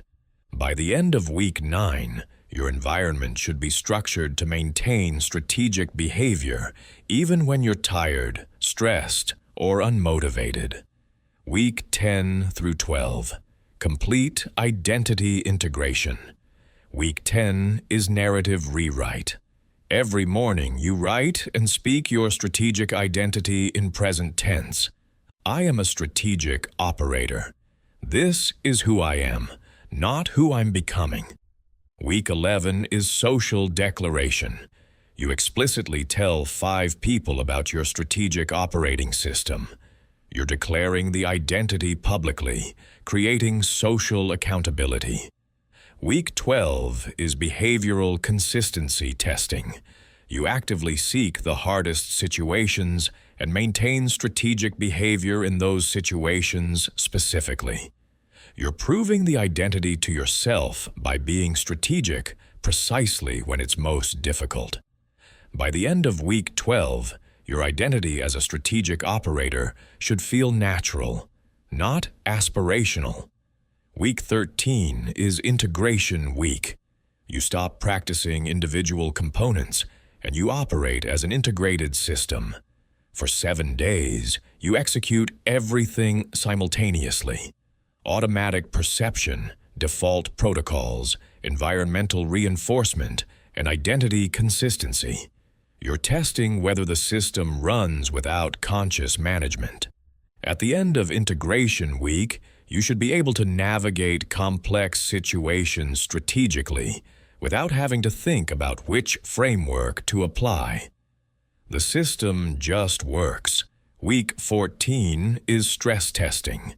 This week, you deliberately put yourself in high-pressure situations to test whether your system holds under stress. Take on a difficult project. Have a challenging conversation you've been avoiding. Negotiate something important. Make a decision with significant consequences. You're testing whether strategic operation is truly your default or if you revert to reactive patterns when stakes are high. Document every high-pressure situation. Note when the system held and when you felt its strain. Any strain points become targets for additional protocol development. Week 15 is calibration week. Based on stress testing, you refine your system. Which protocols need strengthening? Which perception filters aren't firing reliably under pressure? Which environmental reinforcements have already started to slip? You spend this week adjusting and reinforcing. This is not starting over. This is optimizing based on real-world performance. By the end of week 15, you have a calibrated system that you've proven works under pressure. Week 16 through 18 is compound testing. Now you test whether your strategic operation is creating compound advantages. You should see opportunities that weren't visible before.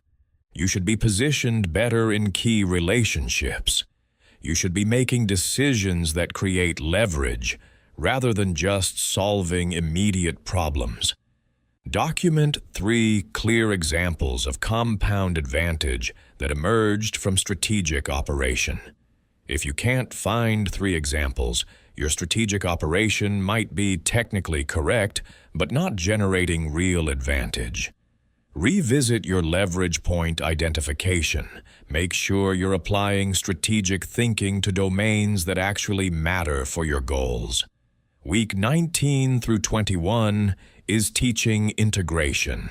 The best test of mastery is teaching. You're going to help someone else develop strategic thinking. Find one person, walk them through one framework from this audiobook, and coach them to successful application. This forces you to clarify your understanding. It reveals gaps in your own execution. It creates accountability through visible impact.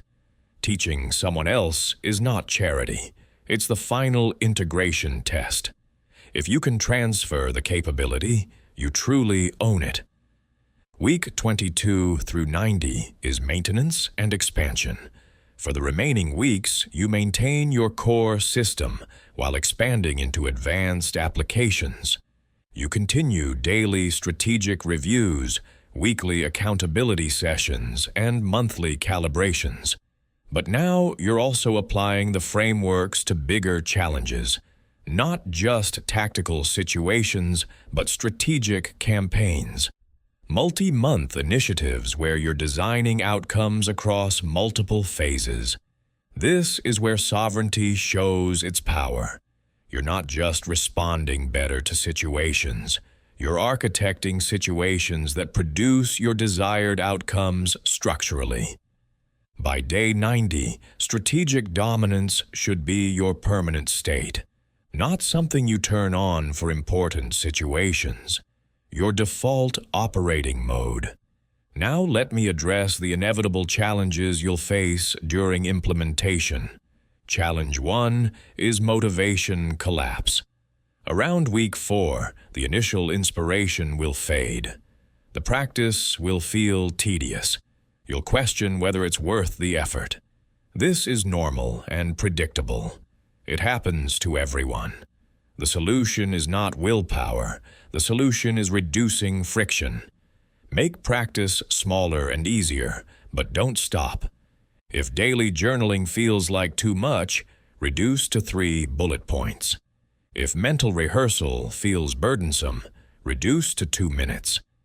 The key is maintaining consistency at any scale, rather than going all or nothing and quitting. Motivation is unreliable. Systems are reliable. Design systems that work even when you don't feel like it.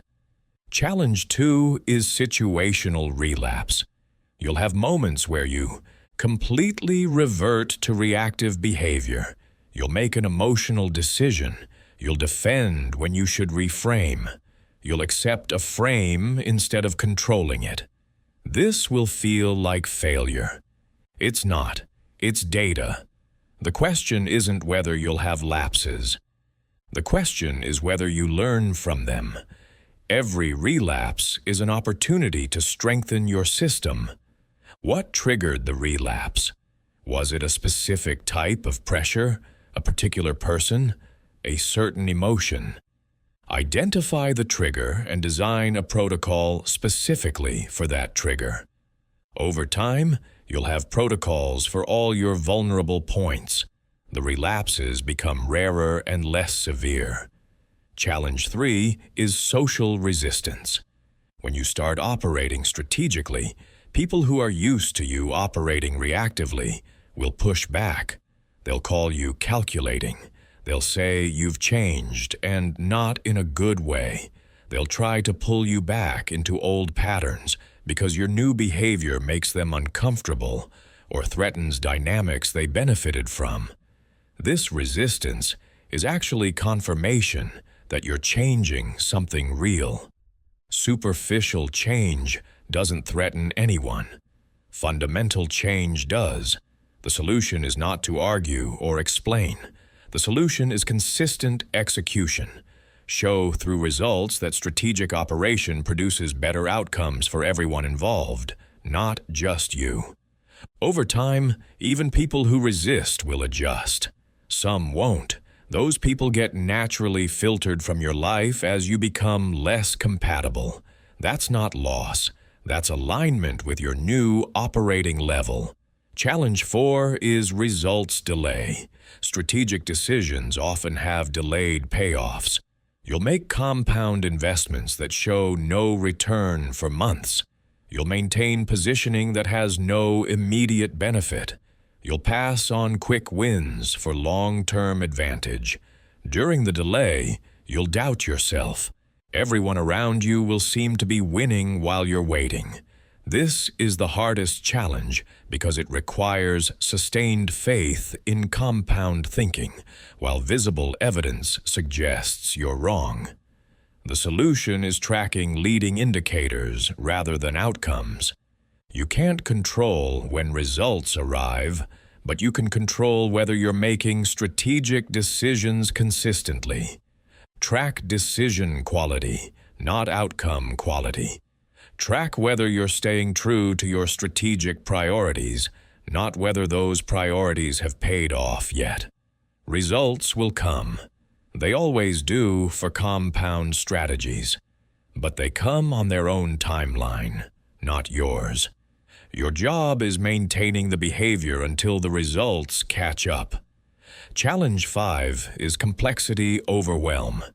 The complete sovereign operator system has dozens of components. Automatic perception has multiple filters. Default responses have 10+ protocols. Environmental reinforcement has feedback loops, accountability structures, and reward systems. Identity integration has narrative work, social declaration, and behavioral consistency. It's a lot. Trying to do everything perfectly will paralyze you. The solution is sequential installation. You don't build the whole system at once. You build one piece, make it automatic, then add the next piece. The 90-day protocol gives you this sequence. Trust the process. Don't try to skip ahead to advanced integration before you've installed the foundations. Complexity is only overwhelming when you try to handle it all at once. When you build sequentially, complexity becomes sophistication. Let me now give you the final 7-day kickstart protocol that you'll begin immediately after finishing this audiobook. This protocol is designed to create momentum and give you early wins that build confidence for the longer journey. Day 1 is decision audit. Document every decision you make throughout the day. At end of day, categorize each as strategic or reactive. This creates baseline awareness. You're not changing behavior yet, just seeing clearly what your current default is. Day 2 is perception drill. Choose one perception filter. For today only, every interaction, you identify that one thing. If you choose power dynamics, every conversation, every meeting, every email, you identify who has real power. By end of day, you should have at least 10 clear observations. You're training the first perception filter. Day 3 is protocol design. Identify your single highest stakes recurring situation. The situation that happens often and where your reactive response consistently undermines you. Design the strategic protocol for that situation. Write it explicitly. Include the specific trigger, the reactive default you're replacing, and the strategic response you're installing. Rehearse it mentally 5 times. Day 4 is environmental scan. Assess your current environment. What in your environment rewards reactive behavior? What rewards strategic behavior? Write specific examples. Identify one environmental change you could make this week that would make strategic behavior easier. Make that change today. Day 5 is identity declaration. Write your strategic identity statement. I am a strategic operator who sees leverage, maintains detachment, and designs outcomes. Say it out loud 3 times. Tell one person about your focus on strategic development. You're beginning identity integration through declaration. Day 6 is live execution. Today, execute your designed protocol in real life if the situation occurs. If it doesn't occur naturally, create an opportunity to practice. If your protocol is for handling criticism, ask someone for critical feedback and practice receiving it strategically. You need real-world execution, not just theory. Document how it felt and what you learned. Day 7 is review and commit. Review the entire week. You've created awareness through decision audit. You've trained one perception filter. You've designed and executed one protocol. You've made one environmental improvement.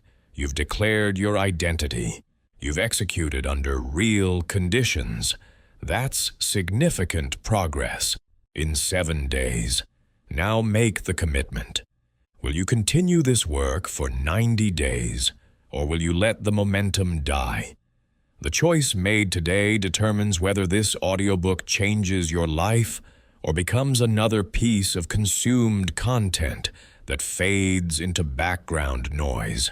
But I need to be completely clear about something that matters more than any technique or strategy we've discussed. The savage mindset is powerful. It gives you advantage in almost any competitive domain. It makes you effective in ways that will consistently surprise people who underestimate you. But power without purpose is hollow. Strategic dominance without direction is just exercise. You need to know what you're building this capability for, not just what you want to win, what you want to create, what you want your dominance to enable, what impact you want to have. Because the person who becomes strategically sovereign without this clarity often finds they've optimized their life for winning games that don't actually matter. Take time right now to answer this question with complete honesty. When you have strategic dominance as your permanent state, when you can architect outcomes and control situations and position for compound advantage automatically, what will you do with that power? What relationships will you build? What value will you create? What impact will you have? What will you use your sovereignty for that makes the development journey worthwhile? This isn't a rhetorical question. This is the most important question in this entire audiobook. Because technique without purpose is empty. Strategy without meaning is hollow. The savage mindset gives you power. What you do with that power defines whether you've become something worth becoming. Write your answer. Not mentally. Physically write it. 1 paragraph minimum. What is the purpose of your strategic sovereignty? What are you building this capability to achieve? What impact do you want to have that requires you to be more strategically dominant than you currently are? This written answer becomes your North Star. When implementation gets hard, when you want to quit the 90-day protocol, when you doubt whether strategic thinking is worth the effort, you read this answer. It reminds you why you're doing the work. Purpose sustains effort when motivation fades. Clarity sustains commitment when doubt emerges. Know your purpose clearly, state it explicitly, and let it drive your development. The choice you're facing right now, in this moment, is whether this audiobook becomes interesting information or whether it becomes life-changing transformation. The information is the same either way. The frameworks work, the protocols are proven, the installation process is systematic. The difference is what you do in the next 7 days. Most people will listen to this, feel inspired, maybe take notes, and then return to their default patterns within a week. A small percentage will do something different. They'll implement the 7-day Kickstart protocol immediately. They'll complete the decision audit on day 1. They'll train the first perception filter on day 2. They'll design their first protocol on day 3. And that small action will create momentum.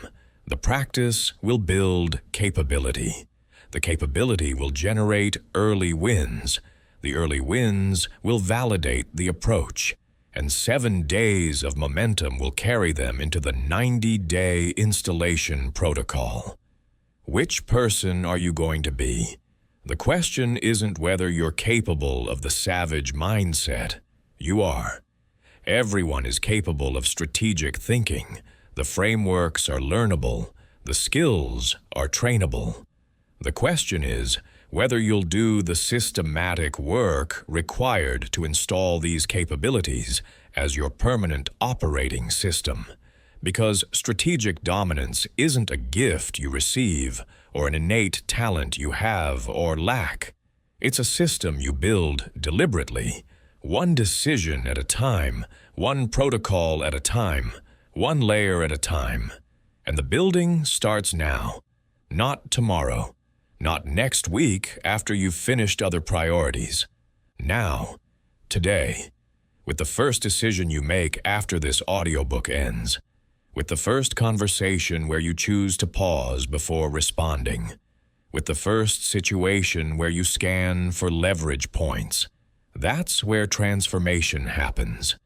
In the moment of choice. In the decision to practice the skill even though it feels unnatural. In the commitment to track your patterns even though it's easier not to. In the discipline to maintain strategic focus even when short-term distractions are tempting. You have everything you need.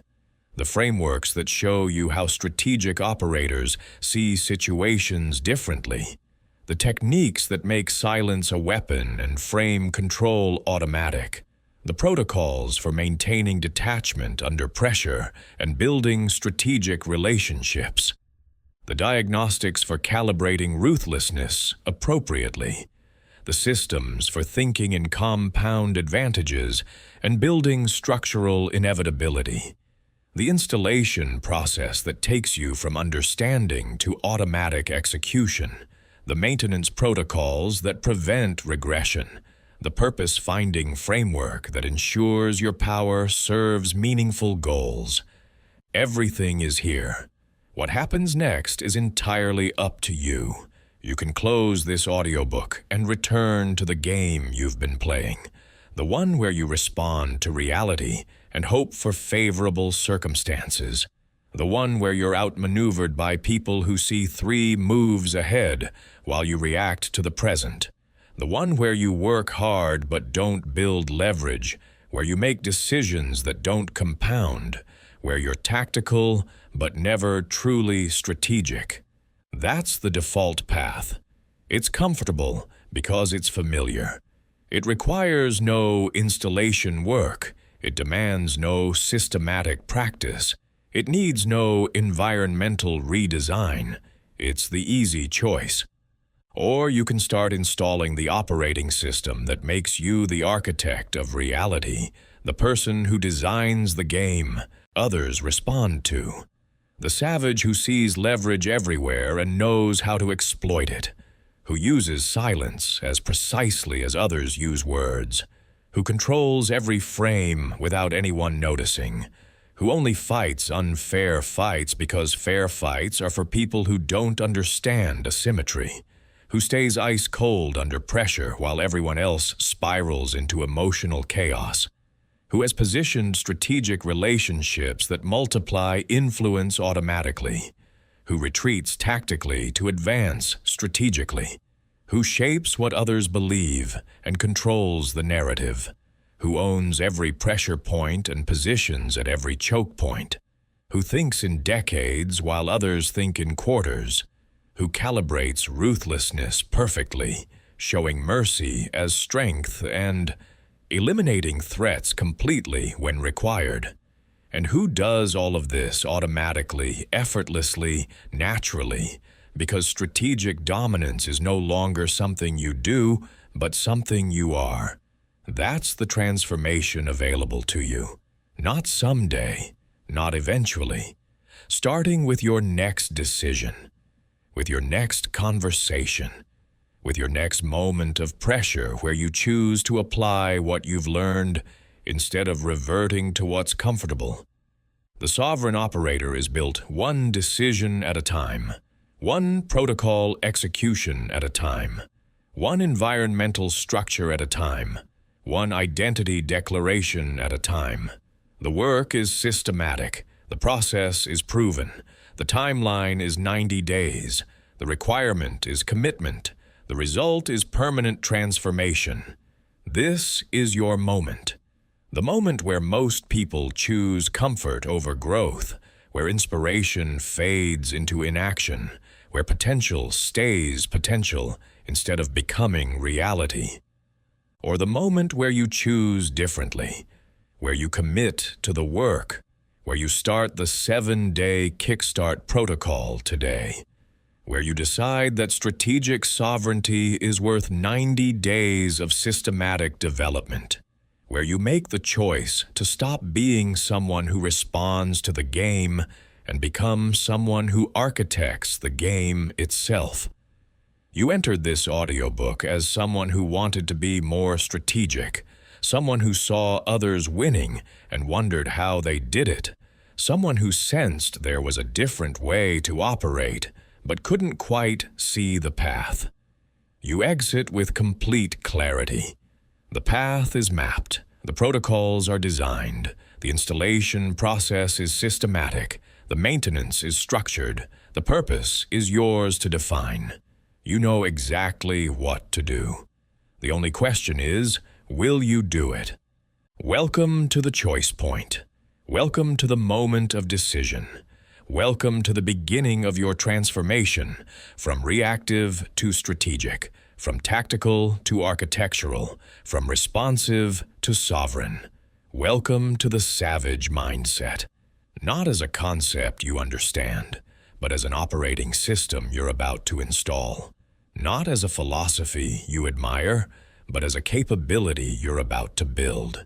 Not as an idea that inspires you, but as an identity you're about to become. The frameworks are yours. The techniques are proven. The process is clear. The timeline starts now. You are becoming a strategic operator, not trying to become, becoming. The work begins today. The transformation is inevitable if you execute the system. Strategic dominance is not your goal. It's your future permanent state. You just have to build the path from here to there, one practiced skill at a time, one installed protocol at a time, one proven system at a time. 90 days from now, you'll be unrecognizable, not in how you look, but in how you operate, not in what you say, but in what you see, not in what you try, but in what you do automatically. Strategic sovereignty isn't coming, it's being built. By you, starting now. This moment, this decision, this commitment. Welcome to the savage mindset. Welcome to strategic dominance. Welcome to your transformation. The only thing left to do is begin.